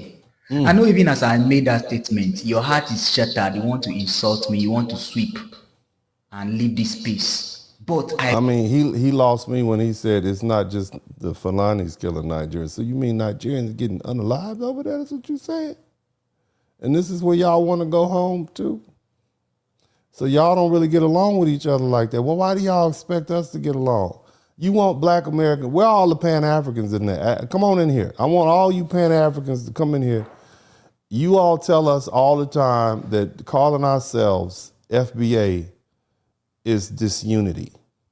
But based on the 4 or 5, and I said 4, I didn't say 4, I said 4 or 5 videos I've seen, you all don't have unity in those countries. How can you expect to come to another country where you don't speak the language, we don't share the same culture, and expect us to unify with you? And y'all don't even like us. So again, I don't want to get in your business. The last thing I wanted to do over the past couple of days is save all these videos from these different TikTokers. I don't even go to African TikTok. Okay, but when I said, who the Fulani people? They are whooping butt. Them they whooping people butt over there. None of y'all like them. None of y'all like them, huh? It's a trip. All right, let's keep looking at the videos because we trying to learn something. I want to understand. Let's get some history. The Fulani problems in Nigeria. I was asked to provide some insight into understanding the Fulani problems in Nigeria. Bismillah ar-Rahman ar-Rahim. May Allah guide me to speak the truth. Fulani history is only tied to the spread of the Sahara Desert. Simple, very easy to understand. And the problems in Nigeria are easily understood with the historical perspective of Fulani migrations from northern Africa. So the Fulani originate probably somewhere from Egypt or Levant in ancient times when those areas were green and you could have cattle. So you saying the Fulani people are not from there? They're tethers. That's what you're saying. They're Akatas. The Fulani people who are living in Nigeria are the Akatas. That's because they came there and they tethered themselves to the Nigerian, Malayan, Ghanaian culture. That's what you're saying? Tethered? Okay. Thank you. I'm happy you helped us put that. That's where they got the word from, y'all. That's why they know the word so well. Okay. There. The earliest accounts we have of the Fulani are in ancient Byzantine Empire, where a Roman called the Berber tribe Barsa Fulitani, or Felata in Arabic, which is the Arabic name for the Fulani. So the Fulani were probably some kind of Berber tribe living in northern Africa. And then when the Umayyads came and invaded, the Fulani spread south from... so they fled. The Fulani fled from the Arab invaders who brought the light of Islam with them. Oh, I get it. So you all have been fleeing for a minute. Okay, let's go. North Africa. Some say the Fulani are descendants of the Umayyads. My opinion is that the Fulani is probably a Berber tribe that mixed with Umayyad Arabs. So Arab-Berber mix. Over time, as the desert spread, the Fulani would settle in the savanna belt, meaning the green part of southern Sahara. As the Sahara spread, the Fulani moved more and more south. And this naturally creates a problem of territory with indigenous people who live in the more greener areas, the more jungly, foresty. So they're indigenous. Oh, so you refer to the people in Nigeria that's been there for generations as indigenous. But didn't the dude just say Nigeria didn't exist till like 1950? So was it really, because I'm just trying to understand, if our country, we've been here for 300-400 years, we're still not indigenous, we're not foundational Black American, but the Africans in Nigeria who's only been called Nigeria for 50 years, they're considered indigenous? Somebody type, in the chat room, And so the Akatas came and invaded the Nigerian land. So they're called, they're called indigenous because they were there when the invaders came. Areas like the Igbos and Yorubas. There's fight over land, fight over the cattle eating farmlands. Fula and Jolas have the same problem in Senegambia region. So this is not isolated to Nigeria. The Fulani as nomads have the same problem everywhere because the cows eat the green stuff. And the Fulani having this Berber Arabic background are very Muslim. 99% of Fulani are Muslim, and that can also create some religious tension in terms of jihads versus Yoruba animist spirituality, which we also have seen historically. For example, Usman Danfodio Sokoto in Nigeria versus the Hausa, who had a non-Islamic kingdom according to historical accounts. Okay. So here's the thing. I'm going to entertain another. Black Americans think that the U.S. will always be safe and comfortable. This country is heading towards financial collapse and politicians are lying to you. Julius Caesar, look, so you would prefer we go to Mexico? I think Mexico is already dealing with financial collapse. It's a narco state. How about, I don't know, let's pick a Venezuela. How about that? Didn't we just forcibly remove their leader? I'm saying, so you're telling me we should leave? We're not leaving, first of all. And if we were leaving because of financial collapse, why would we go to another country that's already financially collapsed? And that also goes for Africa too. I'm just saying. So y'all need to chill with the comments. You're not talking to just any old body. I actually think about these things because I want to be able to answer these questions. Y'all see how calm I am? I want y'all to know, look how calm I am. I want you to know. Look how calm. Give me a hand clap. See how I'm talking to people? I'm talking to all these people like they retarded. That's what I'm doing. I'm talking to all these people like they don't have good sense, like they used to ride the short bus to school And when you were a little kid and you saw them kids would have their tongue and their face smashed against the back window in the school bus. That's how I'm talking to these people today. That's what I'm doing. Okay, I'm so calm. To me, okay, I'm just calm. I'm feeling me. I got this fresh haircut. Y'all like that? Y'all like that fresh? Look at that. This is my good side. This is my raggedy side. I can't seem to get this part to grow. But whatever. Okay, and the man came through and I got my hairline back. The dude got a little spray. I didn't even ask him to do that. And I'm calm today. I'm handsome today. So I'm gonna be calm. When I get back to being raggedy, I'm gonna start yelling at y'all again. But anyway, let's go ahead and keep listening calmly to some more of these videos. I want to know. Don't y'all want to know? I want to know. I'm trying to know. Okay. Across West Africa are at risk of genocide because people are becoming more okay with the idea of genociding Fulani people. People are endorsing genocidal rhetoric toward Fulani people, and people are trying to distance themselves from Fulani people altogether. Many people don't realize that even though a lot of the violence being perpetrated in the Sahel is being done by militant militia fighters, many of whom are Fulani, Fulani people are the main victims of this violence in a lot of situations and in a lot of areas. Most Fulani people have no desire to commit violence against groups of people, but people are drawing a one-to-one between terrorists and random Fulani people. Day before yesterday, I showed a video of a Hausa girl saying that she's not Fulani, right? Trying to distance herself from She said she's not Fulani. Fulani people. And I said that this is the second time I've seen this happen. The first one was Isa Bako, and I did a video on that as well. Now this is the third time I'm seeing it happen. I just came across another video. It's like they talking so fast, they're trying to get it all in. Y'all need to calm down. Y'all need to calm down, okay? Do we not realize what is going on? When people do this thing of trying to... On behalf of most foundational Black America, we don't even care. Like, if I hadn't done this broadcast, they wouldn't even know. They would think Fulani was one of those tribes that got kidnapped and brought to America. They don't know. But again, you all like to get in our business, so I'm getting in your business. And it seems to me like y'all are full of that hell and conflict over. That's what it sounds like to me. Let's see what girl he was talking about. Let's see here. Let me see. Okay, this is who you talk about? What she got He to was say? asking what tribe I am from. So yeah, I'm gonna answer you. You from the forehead tribe, baby. That's what forehead. That's what tribe you from. Now you pretty from the eyebrows down, but your forehead is like a 6 or 7 head. Okay, and no matter how much you wear that little piece of cloth, that little house on the prairie, towel over your head, I can see your forehead. Okay, you pretty. You're a pretty girl, but your forehead gives it away. Now, I'm gonna let you speak. Go ahead.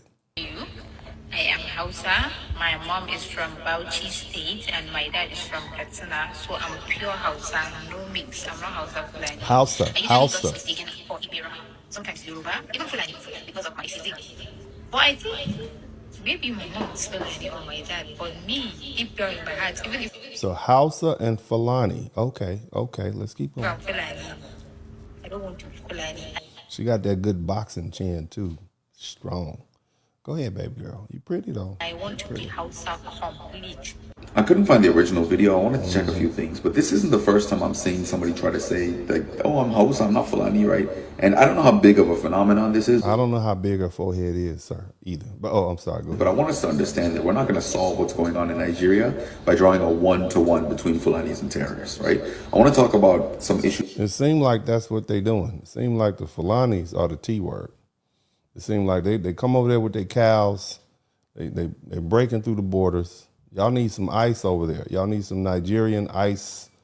We got a couple. We can loan you some. I'm sure Trump will be more than happy to send them over there. They cost less than the missile we use to bomb your country, okay? But what I'm saying is, sir,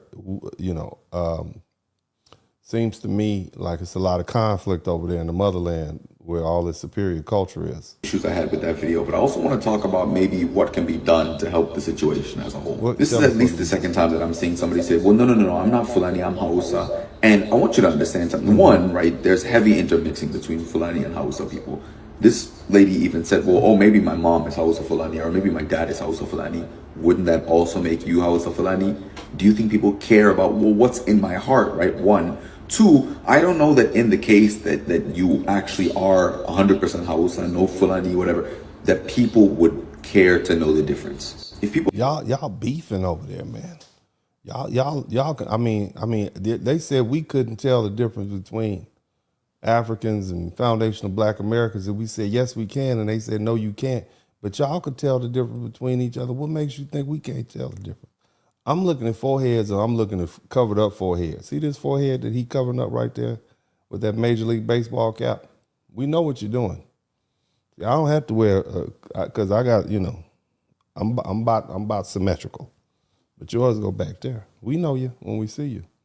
But I'm going to let you finish. People are looking for a scapegoat. If people are willing to engage in tribalism to find a scapegoat, do you not think that they are likely to lump you in with Fulani people, even if you are Hausa, right? If you haven't already seen this video, I'd maybe go watch it when you have a second. It's called Fulanis and Jihadism in the Sahel. And this guy is a counter called Pax America. Yes, I'm listening. I'm listening to these people talk about all this internal strife that they have and who's the source of it. Sounds like a lot of excuses. Sounds like y'all need to work harder. Somebody type work harder in the chat room. Maybe if y'all just work harder, it'd be less trouble. Just work harder. That's what I want you to do. Let's see what she has to say. One thing I hate about the Guinean community, specifically the Fulani community, they love to discriminate against darker skin tones because to them, darker skin Fulanis don't exist. We exist and we the baddest in the game. Just because you like... Oh, so they have colorism. They have colorism too. Oh, okay. So it's not just us, y'all. Okay, I'm glad to know because you all judge our culture so harshly. Fulani, colorism, black, light-skinned black, still black, African. Light skin does not mean you're attractive. Just because you're lighter doesn't mean you're cute. A lot of y'all be light. Let me put quotes on that. Let me use that lightly because y'all not light. A lot of y'all bleach y'all skin. Y'all want to look white, y'all want to look bright, but y'all look demonic when y'all try to look brighter. Y'all look just scary, green veins popping, looking like shit. Y'all look ridiculous. And I don't let what they say get under my skin because I just know how. So you the second African that I saw that don't like light-skinned people. That when people start saying they don't like light-skinned people, that means that you don't think the highest of yourself. That's the first thing I noticed. You feel you want to look for somebody else to blame for why you're not getting the man action you think you should, in my opinion, okay? But let's go ahead and let you finish. She got a bonnet. Somebody type bonnet in the chat room. And listen, if you know me, you know. Like, I love my skin tone. I love being dark. Nothing can ever make me change my skin tone, my color. Like, I love my color. It's so rich. It's beautiful. But the Fulani community, they act like dark skins don't exist. Like, we the baddest in the game. We the baddest in the game. We the baddest. Why are you talking about it if you love it so much? Go ahead. Just because someone is not light, that does not mean they're not Fulani. Because if you're seen as light, automatically people think, you're Senegalese, you're Gambian, or you're from a whole different country, Mali. But they can't seem to wrap their head around you being from Guinea just because you're dark skinned, which is so fucking stupid. Well, I mean, y'all are Africans, so I would imagine that if you're in Africa, sub-Saharan Africa, you're gonna be dark skinned. Okay, but go ahead, baby, go ahead. Just because you're used to seeing your mom bleach your skin, your grandma, your sisters, your aunties, even your brothers, that does not mean they're lighter. That does not mean that's the beauty standard. Okay, wake up. I can smell a person who bleaches 10 miles away. You know those people who bleach their skin and then you look and they act like they don't bleach? A lot of people in the Fulani community, they acting like that, like, I don't bleach my skin. I can see if you bleach. Like, it's so easy to tell when someone bleach. Like, a lot of y'all need to practice. I can see the insecurity, baby girl. Okay, I can see the insecurity. But go ahead. Practice self-love. Y'all don't love yourselves. Like, and that's actually sad. It's heartbreaking. It's about to be 2026. Why are we still discriminating? Why are we still being colorist? Why y'all? It seemed like y'all been doing it a long time. That's what it seemed like to me. It seemed like this is your culture over here. Again, you all find reasons to be mad at each other, and y'all want us to do what? I don't know. Move away from the term tribalism when we're addressing issues that pertain to our country, because it's not every single time that we talk about an issue, especially this particular issue that's terrorizing the whole country, and you're the first thing you have to say is tribalism, because it's not tribalism. Being put simply, Fulani herdsmen are terrorizing the whole country, but most particularly the southern part of Nigeria. So it's not tribalism, it's just the Fulani's fault. That's your adversary. Shout out to Where's the Love. Okay, thank you all for being so kind with me. Okay, so it's the Fulani's fault. That's what you're saying. Okay, all right, I got it. Just so like when y'all come over here and you say it's the Black Americans' fault. If Black Americans would just, you finish the sentence. If Black Americans would ... Okay, it's our fault, but you all have the same issues over there. Okay, somebody type, okay, we'll keep it pushing. Let's see what else you got to say. The southern part of Nigeria. Like, why are we dancing around the fact that these people come into people's communities, they rape, they kidnap, and they delete people for no good reason? That's what we saying is happening with all these immigrants. They rape, kidnap, and use social services. We saying the same thing you all are saying, but we saying about y'all. And the first thing you have to say in defense is people are being tribalistic when they address this issue. Y'all call us, you say we're not being unified. You say we're being divisive. You say tribalistic, but I think tribalism and divisive, I think I can get tribalism and divisive to mean the same thing. So that's what you all say about us. So why you complain about us, complaining about you? Well, I'm just saying. Sir. It seems a bit. It's an issue that is happening. So why are we dancing around it? There's hundreds, and might I dare even say thousands of unaccounted deaths from these Fulani herdsmen. And the moment you shed light on these issues, talking about that, this guy seems like he voted for Trump. You sound just like Donald Trump. Is the moment they say you're being tribalistic. And there's only one way of shedding light on this issue. No, you're being xenophobic, okay? You just need to work harder. That's what you need to do. You need to work harder and comply, okay? That's what you need. That's what you tell us. And it's for the common man to speak. Because the state clearly doesn't care. I even saw a video from a guy today talking about the South isn't any better. They practice cannibalism. They do cannibalism. Blah, blah, blah, blah. I'm kind of like, you're the tribalistic person. Those are your biases against people from the southern part of Nigeria. You are the problem. You are the problem. That's what we've been saying, right? You are the problem. I'm gonna leave that one there. Let's get through some more of these. Are you all seeing a pattern up in here? I see a pattern. I'm seeing it. On my country, Nigeria, and nobody wants to talk about it. Probably because there's always some genocides going on in y'all's country, and that's what they do. Okay, just but go ahead, sir. Go ahead, young man. This genocide from the Fulani people from the western part of Nigeria, they've been terrorizing everyone. This is tribal profiling, bro. Tribal profiling. This is tribal profiling. Oh my goodness. Oh, where are the Pan-Africans that y'all didn't tell us this was going on in Africa? You all neglected to tell us that all this conflict and beef going on in Africa before we booked our tickets for the year of return. Why didn't we hear about this? Huh? I mean, why? I'm just asking. We need to know. Okay? Speak about Fulani, bro. It's like they have no skeleton in their closet. It's always so brazen. I do know I'm generalizing. I did that on purpose. But do you know the funny thing about this whole situation is Boko Haram is not Fulani. The ideology is not Fulani. The founders are not Fulani. Even the name, the name is not Fulani, you know, like, it's mind-blowing, but they don't care, you know, as long as we can tarnish that Fulani name, who cares, you know? You know, there's no Christian genocide in Nigeria, yeah? The T group have been terrorizing the North for years and years and years. Now it's getting to the South, yeah? Just 5 days ago or 6 days ago, a mosque was burned down and 27 people in it were unalived, yeah? So is there Muslim genocide? No. It's just a banditry issue. Banditry. You got bandits over there and they just unaliving people. Where's the unity? Where is the unity? I thought, you know, we were the only ones that didn't like. Y'all don't like each other. That's what's happening. Let's hear what the white man got to say. Gotten on people's radar. Right, no one's talking about it. It's pretty amazing. If you don't know what's going on in Nigeria, your media sources suck.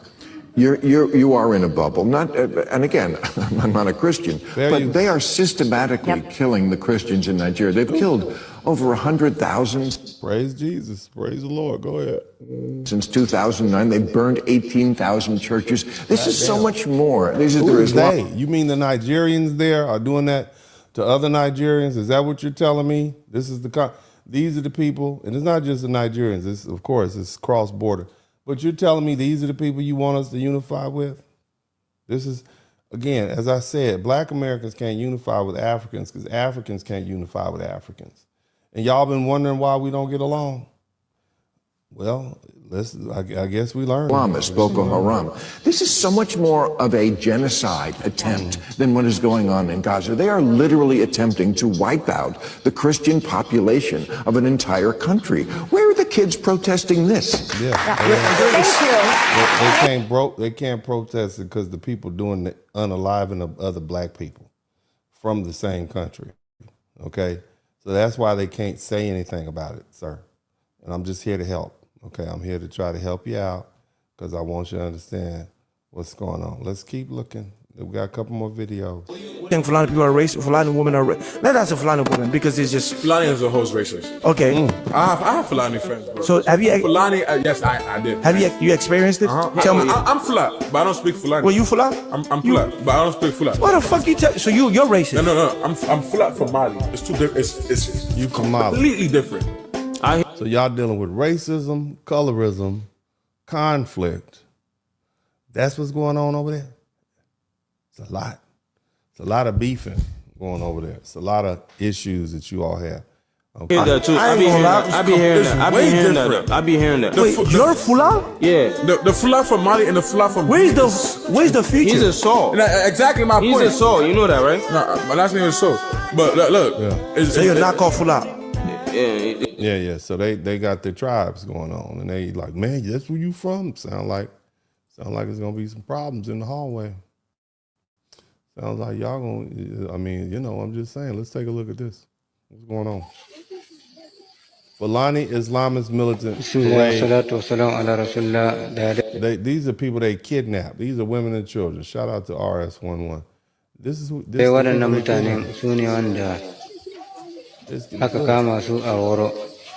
they standing there like this is normal. This is what they do. Y'all just got kidnapped and y'all ain't breaking and running and hiding and duck ain't nowhere to hide in Africa.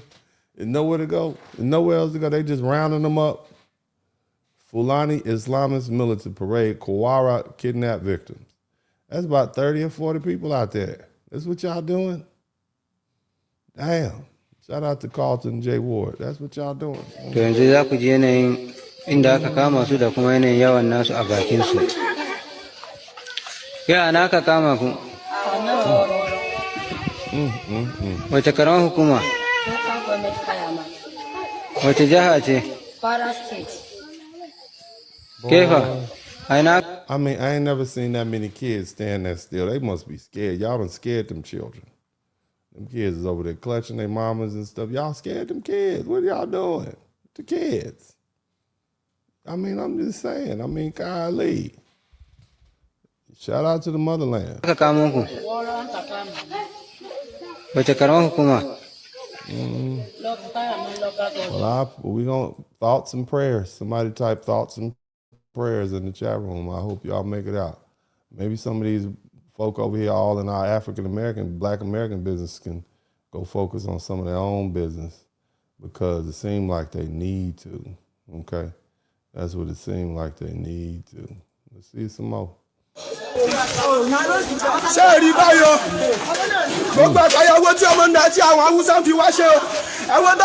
this looks like a raid. Look like they're raiding.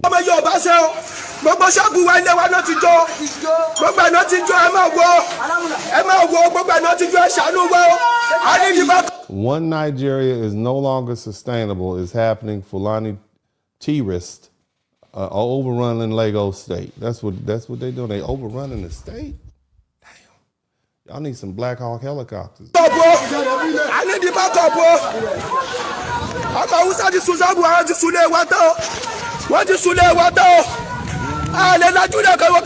Now, for all you black folks who contemplated going back to Africa, let's not just focus on you. What about your children and your children's children? Okay? If this tribalism has been going on for thousands of years and caused these folks to sell us over here into slavery where they say we're not even their relatives, what happens when they stop seeing your grandchildren and great-grandchildren as their relatives? Did you hear that I said over the past 50 years about 11 million people have been unalived throughout Africa? That's darn near as much as the slave trade. Huh?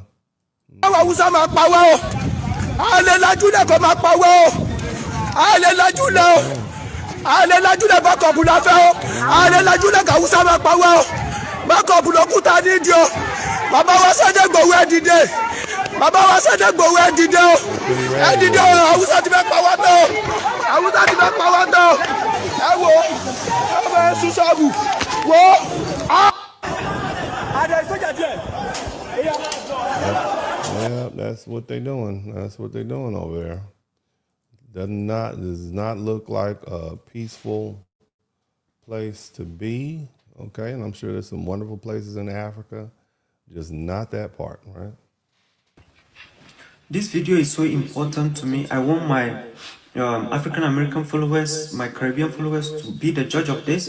Maybe I'm going to be biased. I don't know. Tell me. You tell me, because you are coming from an unbiased place. Yeah. Yes, now yeah, this person is an Igbo person. That this video is so important to me because I got bullied by the Igbo do human sacrifice with their own people, but they do not go to the Fulani areas, states, regions to use other people. That's because them Fulanis probably will fight them. That's probably what's going on. But I don't know if that's true either. I didn't know all that goes on. My other side of the family, because of some of the lies people have been spreading about the Fulani people. The other side of my family bullied. Seems like a lot of people don't like the Fulani people to me, sir. And I'm just getting into this. Me for being half Fulani because of some of these lies. So this is very, very important to me. So let me just, like, most of these, the things people say, it's just complete lie. Like completely, not even 1% of it is true. There are some truths, but most of it is just pure lies. So let's start with the first one. Okay, you see this person, he said some Igbo people do human sacrifice. Is there something worse than sacrificing your own? Some do. That's too many. Sir, that's still too many. Some, I don't care. None is the only acceptable number when we talk about human sacrifice. None. Did you say some, sir? No. That's, you're doing too much. You're doing too much. Okay, in my humble opinion. But let's keep listening. People, probably, yeah? Probably a few things, but probably not much is worse than sacrificing your own people. But he gave his people grace, and I agree. Even if it is 1 million of them doing human sacrifice, I'll give them grace. Of course, it's not everybody. But the thing is, they don't give the Fulani. I mean, y'all doing Epstein over there too. Yeah, they got Epstein. They got their own version of Epstein. Let me move on to another video. It's a lot of issues. Y'all bringing that. These are the people they want us to bond with. These are the people that they say. These are the people that they want us to unify with. Where are the Pan-Africanists?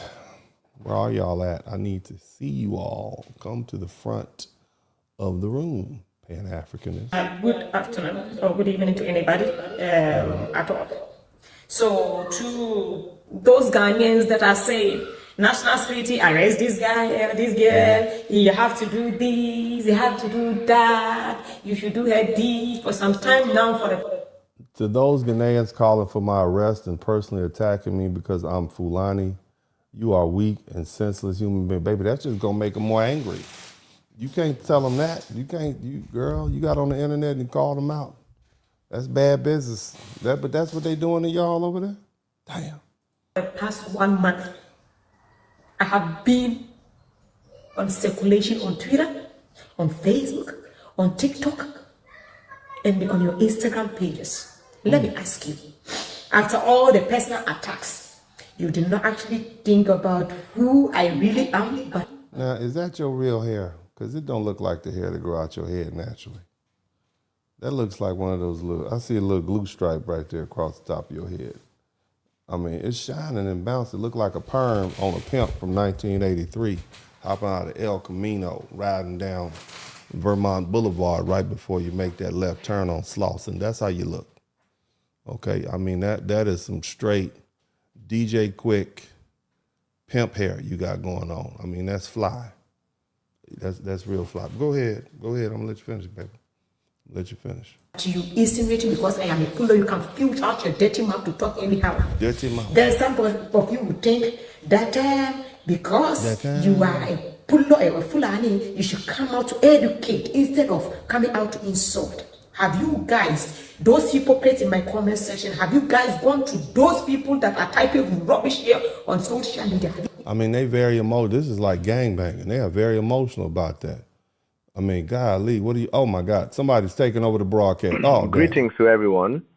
And of course, Ikinishi Bugo Awambati Ayaba Ile Africa. My name is Ayo Kweku Olumari. Yes, that is a West African name. And for you thick-tongued guinea fowls, no, it does not come with a nickname. I'm the new HN in this raggedy termite mound, and clearly overqualified for this chaotic safari of an assignment. Akomini Tan, Ofin, Etoraji, Mogbonoro, Moede, Atimu Padapari Anja. And yet, here I am, stuck babysitting this extra husky bushbuck of a commentator.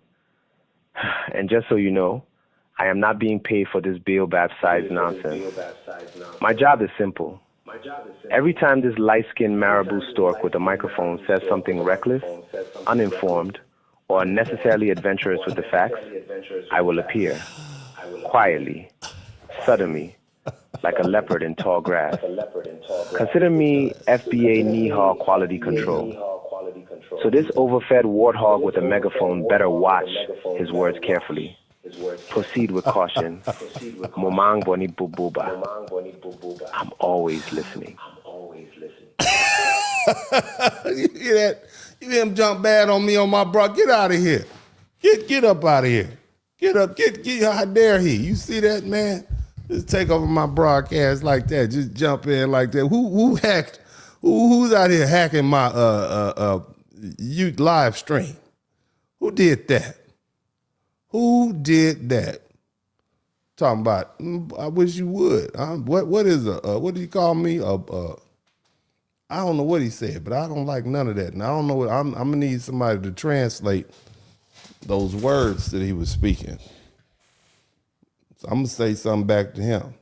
But anyway, to my foundational Black American brothers and sisters, you need to understand something. When people migrate, they don't leave their environments behind, they bring their experiences with them. If someone grows up in a place where politics is life or death, where power means safety, where losing means poverty or prison, where instability is normal, that's how they see the world. And that's how that shapes how they respond to tension and how quickly things can escalate. And that doesn't mean that they're evil. It just means they've been conditioned by high conflict environments. Now compare that to us. Foundational Black Americans were shaped by slavery, Jim Crow, segregation, redlining, mass incarceration. But we also were shaped by something else. We shaped by building under pressure. We're shaped by the Black church, by schools, businesses. We built our culture. We built political movements, and we learned how to maneuver inside an existing structure, not overthrow it or burn everything down. You know, we learned adaptation, survival by adaptation, and that's a different mindset. So,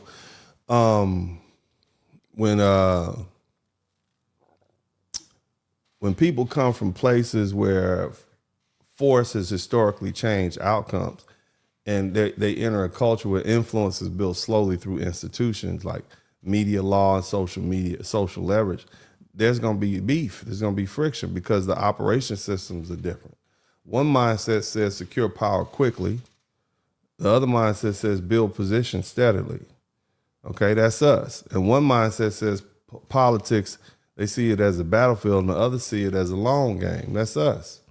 Now here's the problem. When people who are still operating on survival mode gain even a small amount of influence, they move fast. They push hard and they overreach, not because they hate per se, but because they're used to fighting for their space. And that's what you see these Africans doing. They got a little toehold in Black America, and now they're raising all this hell. And see, the thing you need to understand is survival mode doesn't relax easily. And if you're not in survival mode, if you're thinking in terms of stability, structure, and long-term positioning, that energy feels aggressive. And that's what we're dealing with. These people are too aggressive, okay? and it's going to escalate. It's going to cause constant friction. It's going to cause, and here's the difference. You can't build peace with someone who still believes they're at war. And not because they're horrible people, but because their nervous system is wired for threat. And when two groups are operating from different threat levels, then what's going to happen is you're going to have a lot of misunderstandings. And that doesn't mean we can't get along with people, okay? It means integration. First of all, integration requires trust. It requires stability. You understand? And it requires people who feel the same, who feel safe enough to lower their guard. You understand? And if someone still believes power has got to be grabbed before it's taken from them by somebody else, then cooperation becomes secondary to position. These people are literally trying to swap destinies with us because they feel as though if they don't take our place, whether it's Essence Fest, Black History Month, our positions in universities, then they don't feel safe. You see? That's part of their identity. That's their history. That's the mindset that shaped their environment. And until survival mode calms down, peace is always going to be temporary with these folk. Now, we're about almost 2 hours in, okay? And I want you all to take the opportunity to subscribe to the channel. Please do that. Please subscribe to the channel. Go ahead and do that right now. I need you to subscribe to the channel. All right, I got plenty more to say, but I want y'all to subscribe to the channel. Shout out to Real Conversation. I appreciate you. Take the opportunity to subscribe to the channel. I need some subscribers to come on in and make my job easier. I need 83 people to subscribe to the channel, okay? Now, I want to kind of break down this beef that these people have. Now, again, I don't want to get off in the African people business, but they seem to want to get off in our business. They tell us what's wrong with our women. They tell us about marriage. They tell us about our culture. They don't like our soul food. They don't like, they say immigrants built this country. This is what they say to us. They love getting in our business, okay? But see, years ago, they had this conflict in Nigeria, okay? And that's where this Fulani beef and whatnot came from. And see, now it's no longer just about cows eating crops. It's about armed crime. It's about terrorism. It's about ethnic struggle. It's about political struggle, climate problems, social media information. You see, they're doing a lot over there, okay? They're doing too much. And so Pan-African, people, this is who you want us to roll with. You understand? And see, it's not that simple. You got Fulani. It's not simply Fulani versus Nigeria or Muslim versus Christian or North versus South. It's a convergence of land pressure, weak governance, crooked cops, okay, political manipulation, and fear of losing their identity. They don't want to lose their identity. Like we don't want to lose our identity, our FBA identity. They don't want to lose theirs either. You see? And see, this is a conflict with too many narratives and too many people playing positions and too much history to reduce to a single ethnic label. And if it continues to be simplified that way, the danger is going to increase. Now, let me tell you what's going on. In many parts of Nigeria, especially in the Northwest and the central regions, you got armed criminal gangs that call themselves bandits. They kidnap people for ransom. They steal people's cows. They burn down people's farms. They attack innocent villagers. They block the highway. And then they want money from the communities. This is like the mob. And many of these bandits come from what's called the Fulani herder backgrounds. They the Akatas. Okay, not all the Fulani bandits, and this is based on what I'm hearing. It's based on what we heard. I did a little summary. Most of the Fulani people are regular citizens, but herders, students, business owners, politicians. But because of the criminals, mostly Fulani speaking, everybody gets, drug in, okay? So they want to delineate. They're not saying it's an African problem. They say, oh, these are the Fulanis. So they've delineated themselves. Now, in farming communities, especially in the southern and central Nigeria, people are terrified, okay? The attacks on villages have increased. The kidnappings have increased. The ransom demands have gone up. Women are being assaulted. Farmers say the crops are being destroyed. These people are horrible. And these people don't feel safe. And the government's not protecting them. And so they're getting mad. And they're looking for revenge. And we know what happens, retaliation. And what is leading to is mob attacks on anybody that looks like a herder. They're burning out settlements. They got ethnic targeting. And they're killing people without trial. And so now the violence goes both ways. Instead of just criminals attacking farmers, it become the community versus the community. It's lawless over there in many parts of that. Now, the other thing is the Nigerian military has launched operations to fight these bandits and terrorists. But when the military goes into certain areas, sometimes they just arrest large groups of people. Anybody can get it. Shout out to Cherie. And they treat the entire community like suspects. So you got police brutality going over. They just detaining people. And so even if innocent people are harmed, it's okay. Okay? But what happens when innocent people get harmed, then innocent people want to take up arms, so they increase. And you heard somebody's family member that they care about, guess what? They're going to want to go get some people to come retaliate. Okay? People see the videos. They share their stories. They talk about the rumors. They call the Fulanis the invaders. The Fulani, they say they're not Nigerian. They're trying to take over. It's a religious genocide. Ain't that the same thing these white nationalists say? Where are the white nationalists at? Did y'all write a memo to these people in Nigeria and tell them what to say? Because this man sounds mighty familiar, right? It sounds like those Nigerians need their own version of Trump, okay? They're saying that the Fulani are racist. Fulani people are saying y'all using us as a scapegoat, right? This is what they're saying. But the bottom line is, it's about land, it's about drought, it's about grazing. The government is weak, the security forces are corrupt, the politicians protect their own ethnic group. They don't worry about other people's. And the people in the country are neglected. You got people getting kidnapped. You got demand for millions of dollars. They've used the money to buy weapons. And these people, they're not 100% with the cause. They just for the mayhem. And then the cold part about it, they linked it to those radical jihadist groups, Boko Haram, the Islamic State of West Africa. They got a new name, ISWAP. Okay, not to be confused with WAP, but ISWAP. They want to control the territory. They want to impose strict Islamic rule. Okay, they want to attack both Muslims and Christians. And some fighters are Fulani, some are not. Okay? You got 250 ethnic groups in Nigeria. And when the violence spread, people retreat to their ethnic group. Protect the tribe. This is what they do. Defend our people. They're taking over. This is what they say. Sounds like a MAGA party to me. What happened to all that I thought you weren't xenophobic. Why don't you let them Fulanis in? Mm-hmm. The government's not doing anything. You see? So it's a problem. It's a real problem. They call it a Christian genocide. That's what they're doing. And they still blaming the colonialists. Look, colonialism only lasted about 50 or 60 years. It couldn't have had that much effect, especially since it's been 70 years ago. Okay?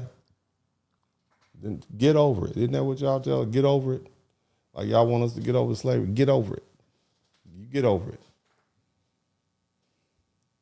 Now here's some other issues they're dealing with. And they got high youth unemployment, but they have easy access to weapons. I can't believe they call us violent. Notice how they say you are so violent when the black American is so violent. Y'all are passing out guns to kids, and we're violent.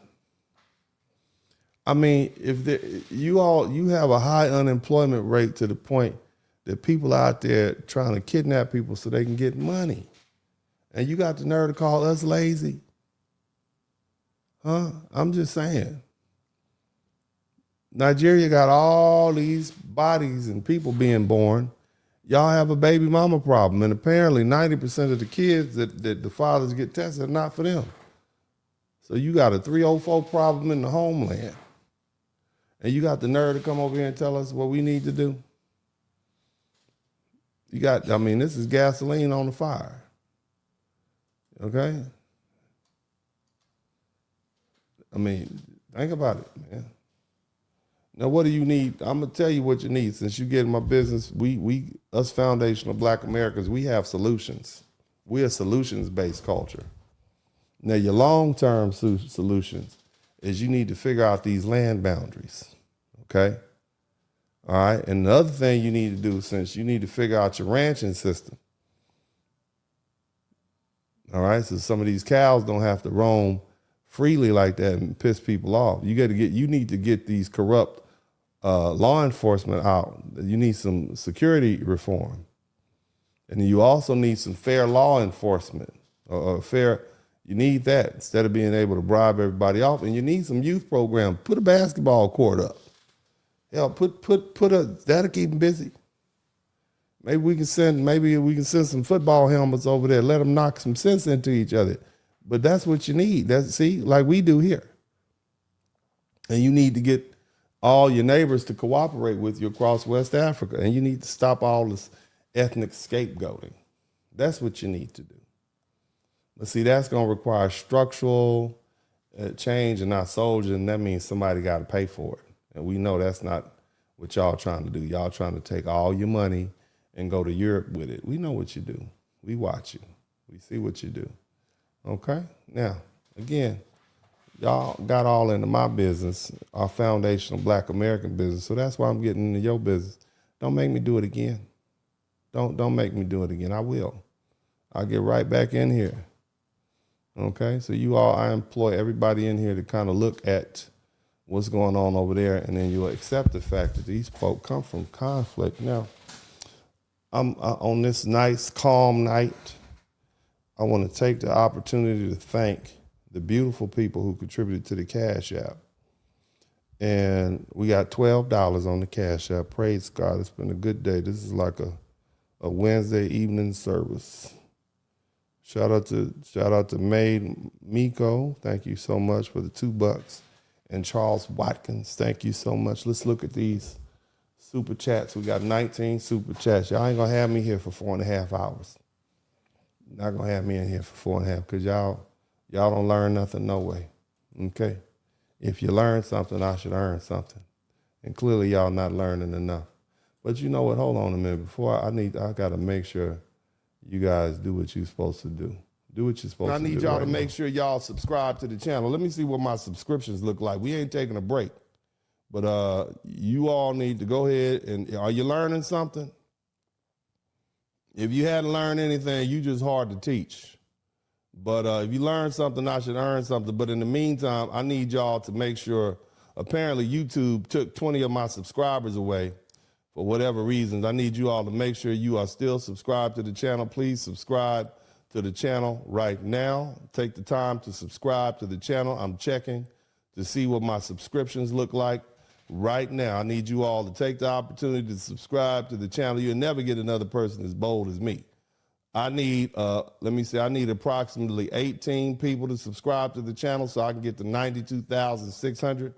I need 18 people to subscribe to the channel so I can get to 92,600. Okay, so take the time and hit your little button and subscribe to the channel right now. I know you hear me. I know you hear me. I know. I'm looking at you. You right there. You with your phone like this on the side of your face. I'm looking you in the pickup, you in the truck with your phone down there listening to me in your truck. You riding across the country. Yeah, you. I need you to subscribe to the channel right now. Don't play. All right? Go ahead. Go ahead. You sitting in there ignoring your girlfriend, listening to me, go ahead and do it. Go ahead. Everybody who have something else to do and you sat up here and decide to listen to me with your earphones on, subscribe to the channel right now. I'm talking to you. I'm talking to you. Yes, you. Is he talking to me? I'm talking to you. You with the shirt on. I'm talking to you right now. And I'm talking to you too, lady. I'm talking to you with the bonnet on your head. All the women with bonnets on your head. Every woman with a bonnet on her head, I need you to subscribe to the channel right now. All right? Fellas. All the fellas with crusty feet, I need you to subscribe to the channel right now. I need my crusty feet crew. All the brothers that have not put lotion on their feet and they got ashy ankles, I need you to subscribe to the channel. All the white supremacists who are waiting around for me to get the black committee to issue an official apology, I need y'all to hit the subscribe button now. Go ahead and do it. All the angry Muslims, all the angry black Muslims, I need you to come in here. I need you to subscribe. You need to hear this. You need to come on up in and hear this. I need 6 more people to subscribe to the channel right now. All you angry, come on. Come on now. Don't run from it. Don't just be happy it's not your day. Just be happy it's not your day. I'll be on them. When people day, I give them their day. Haitians, they caught hands last week. The poor Haitians, they were like, what are you doing to me? We are doing. Yeah, I caught hands. It's not your day today, baby. Subscribe to the channel today. Go ahead. We need 5 more people to subscribe to the channel, and I get back to work. I need 5 people. Out of 600-700 of y'all, I need 5 folk. You send this to a friend. Send this to your Muslim friend. He about to do his hadith. He over there, talking about don't eat pork. Don't eat pork. Send him this. Next time you say, that's why I've been eating them pork rinds in front of you right now. I didn't know. Yeah. I need 5 people. All I need is 5 people to subscribe to the channel, and we will be at 92,000. Okay, I need 4 people. Don't hate watch. You're not going to sit up here and hate watch me. You're going to subscribe to this channel. 3 people. I need 3 people to subscribe to the channel. I need 3 more people. Look where we at. I want y'all to see where we at. Okay? See that? See, you can't see. It's almost, I need 3 people to subscribe to the channel, and I get back to work. I got more to say. I'll talk to you.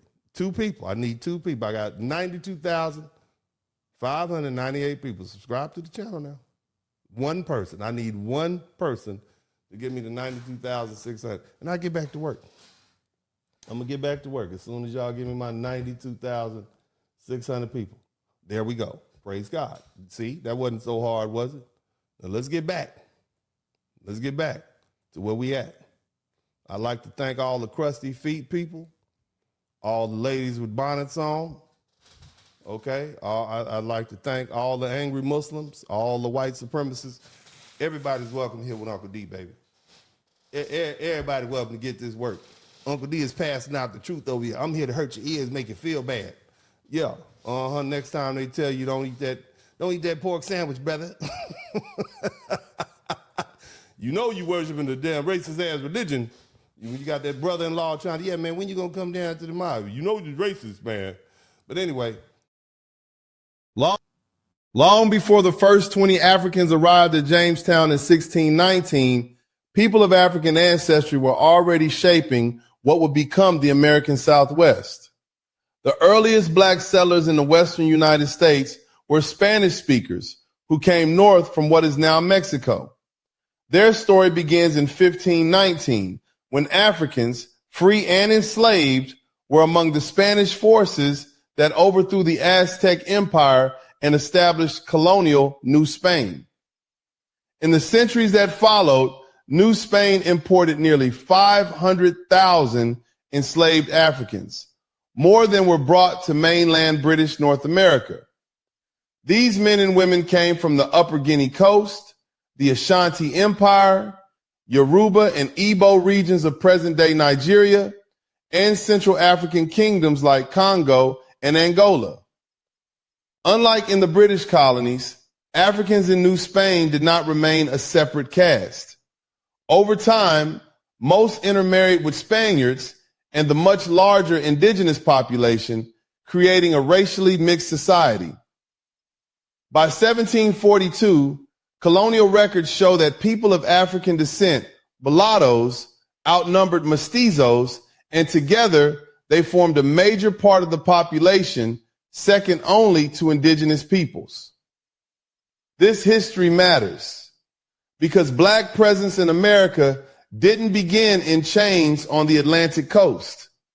It began earlier in Spanish-speaking lands, shaping the Southwest generations before Jamestown ever existed. All right, welcome back. Baby D wanted to take over for a little while. I let him get his little history in. Shout out, somebody type Baby D in the chat room.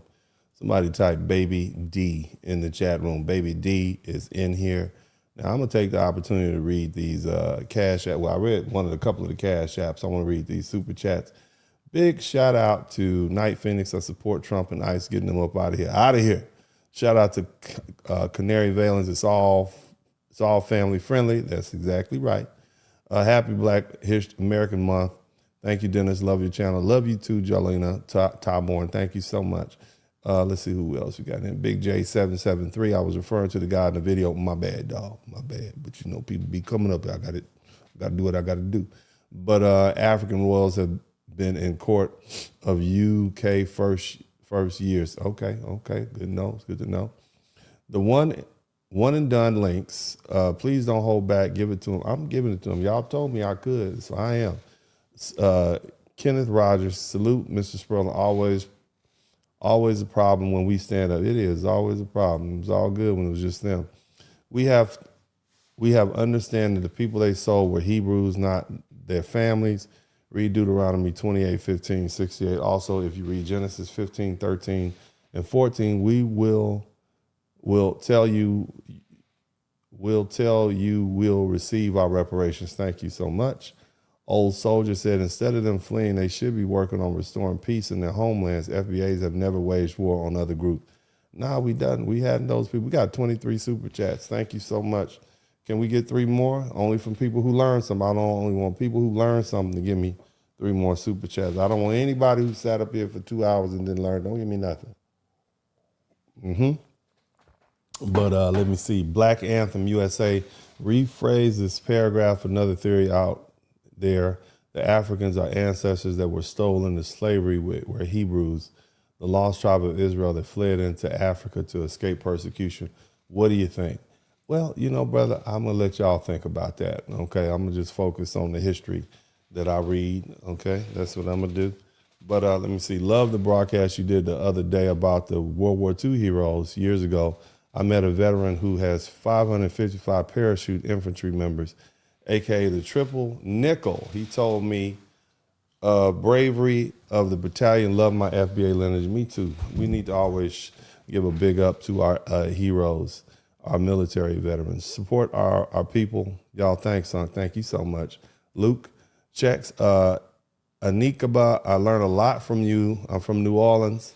I never was taught about Black 24th Governor Louisiana Pinchback. Man, that's amazing. Thank you so much. I love New Orleans, man. One of my favorite towns. It makes sense now, doesn't it? It all makes sense. Also, Carlton Ward Jr., it's been almost 5 years and I never cease learning from your channel. Thank you, brother, for the valuable lectures. I'll catch the rest on replay. Well, thank you so much, Carlton Ward. I appreciate you, brother. All right, Real Conversation. Thank you for the 99-cent super sticker. And also, Denise Ados, thank you for the $1.99 super sticker. And let me see, we got African state projecting their insecurities on us. They need to be concerned about the wars back home, don't they? Right? But they keep messing with us, so I got questions too. Somebody type questions in the chat room. True tethers, in every sense of the word, the entire immigrant diaspora is crashing out, especially Africans, since we delineated. Stay on code, FBA family. Yeah, make sure you stay on code, baby. Mark Freelancers, learn something. Well, that's great to know. Sherelle Douglas, new member, and thank you so much for your membership.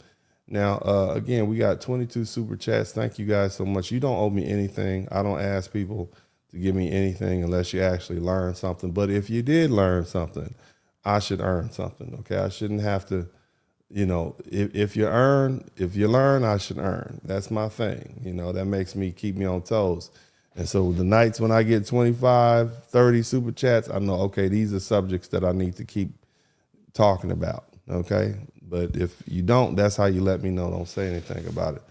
Well, anyway, look, my foundational Black American brothers and sisters, I want to talk to you all. All right, we need perspective. We have our own challenges in this country, right? We do. And we have poverty in some neighborhoods. We have crime in some areas. But what we do not have is centuries of long ethnic warfare, roaming militias, and entire regions collapsing under land and tribal conflict, okay? So for all the criticism thrown at us, the truth is we're builders. We built families, institutions, churches, businesses. We built and a culture under the same harshest conditions imaginable. What people often label as ghetto behavior is usually the symptom of poverty. Shout out to Eddie Washington. Maybe we'll get to 25. Again, what people label ghetto is a symptom of ghetto life. That's not the foundation of who we are as a people. That's not our identity. And we can't keep internalizing blame for conflicts we didn't create and can't control. When people come here from societies, they themselves fled. They brought a lot of unresolved tension with them. Okay, they brought it with them. Okay, my grandma used to say, when people say, "Oh, it's hell in this house," well, you came, you brought them with you. You understand what I'm saying? And I respect that now more than anything else.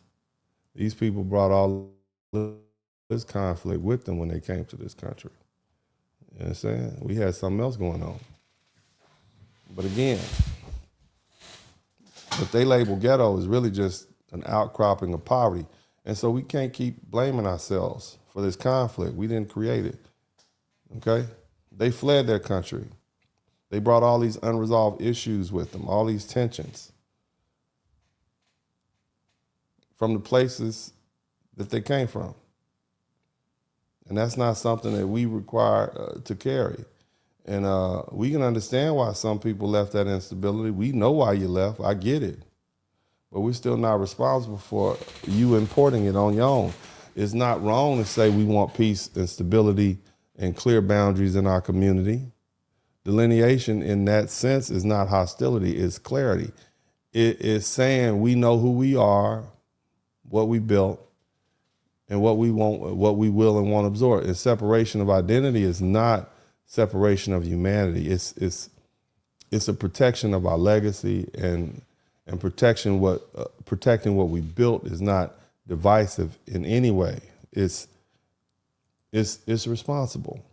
Okay? Now, Africans, I want to talk to y'all, all you Africans. I want to speak to you all very plainly. You already said we're not the same. You've already said we're not Africans. You've already said we're not your brothers and sisters. You said we don't have a culture. You mocked our history. You looked down on our community. Okay, fine, cool. I mean, not cool, but whatever. But see, here's the thing that we're learning. You left your countries for a reason. People don't abandon functioning systems and societies. They don't leave thriving economies. They don't do that. They don't flee stability. You came here because something wasn't working there. And yet, after arriving here, you turn around and critique the very people whose struggle made this country accessible to you and so many others. And that's where the frustration comes in for us. We didn't migrate here. We were brought here against our will. We were brought in chains. We had our languages erased. We had our tribes erased.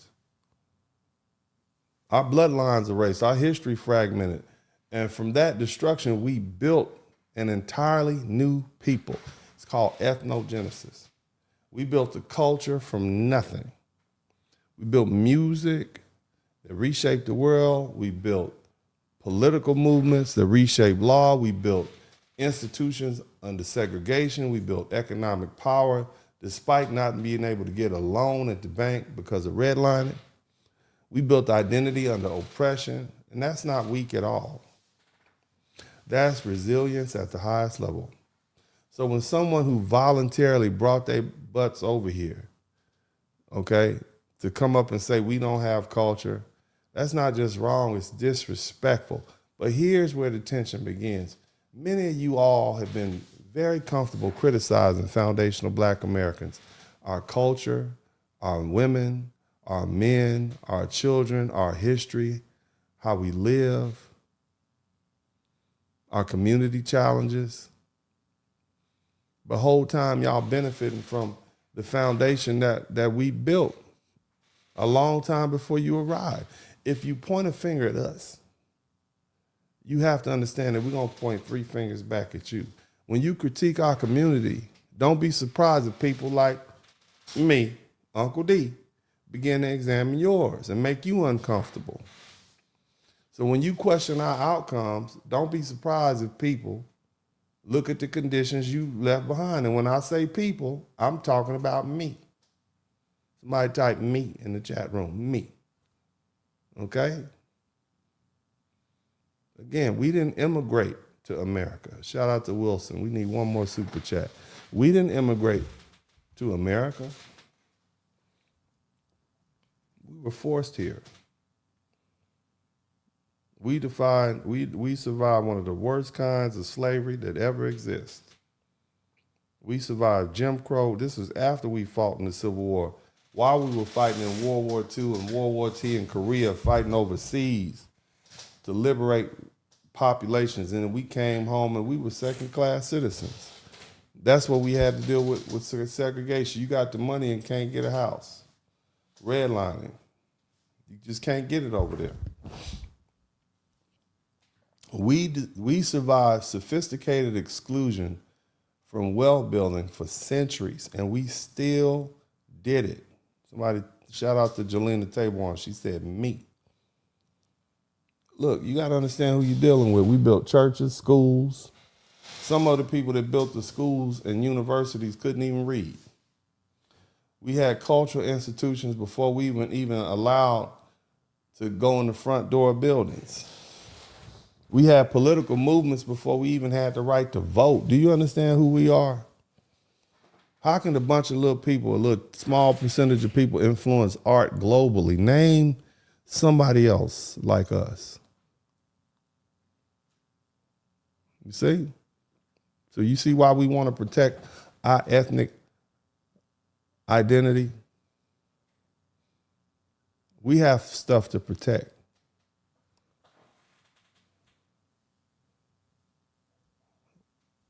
We had our languages erased, our lineages broken, our culture stripped, and we created it all over again. Again, that's called ethnogenesis. We did that. But I want you to understand something clearly before I go. I want you to be absolutely certain, okay? We're not interested in importing your instability. We're not interested in importing your unresolved ethnic conflicts. We're not interested in being lectured by people who fled their conditions, okay, that they now want to defend. See, respect go both ways. If you want to build here, then build. If you want to choose, you want to succeed here, then by all means, succeed. But don't undermine or belittle the people who struggle, laid the groundwork for your opportunity. Shout out to Big J. We don't want to be you. We're not trying to live like you live. We're not interested in importing these unresolved beefs that y'all have.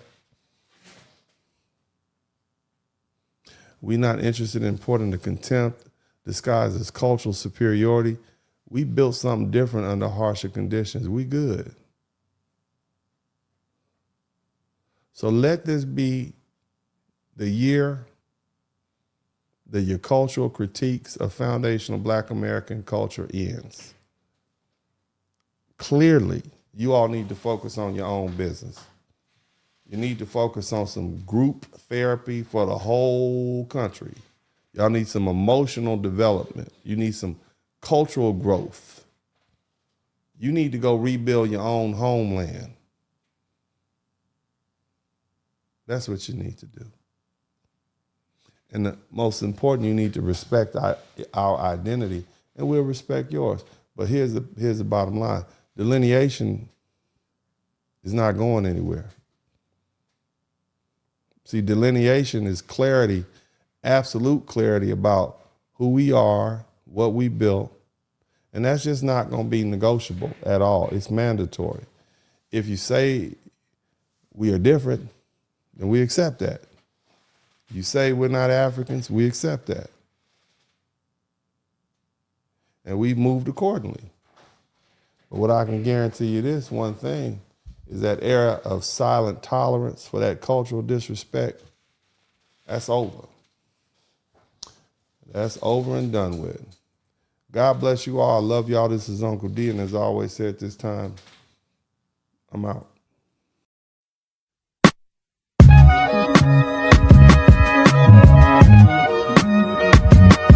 In the Spurling podcast, hit the like button, subscribe.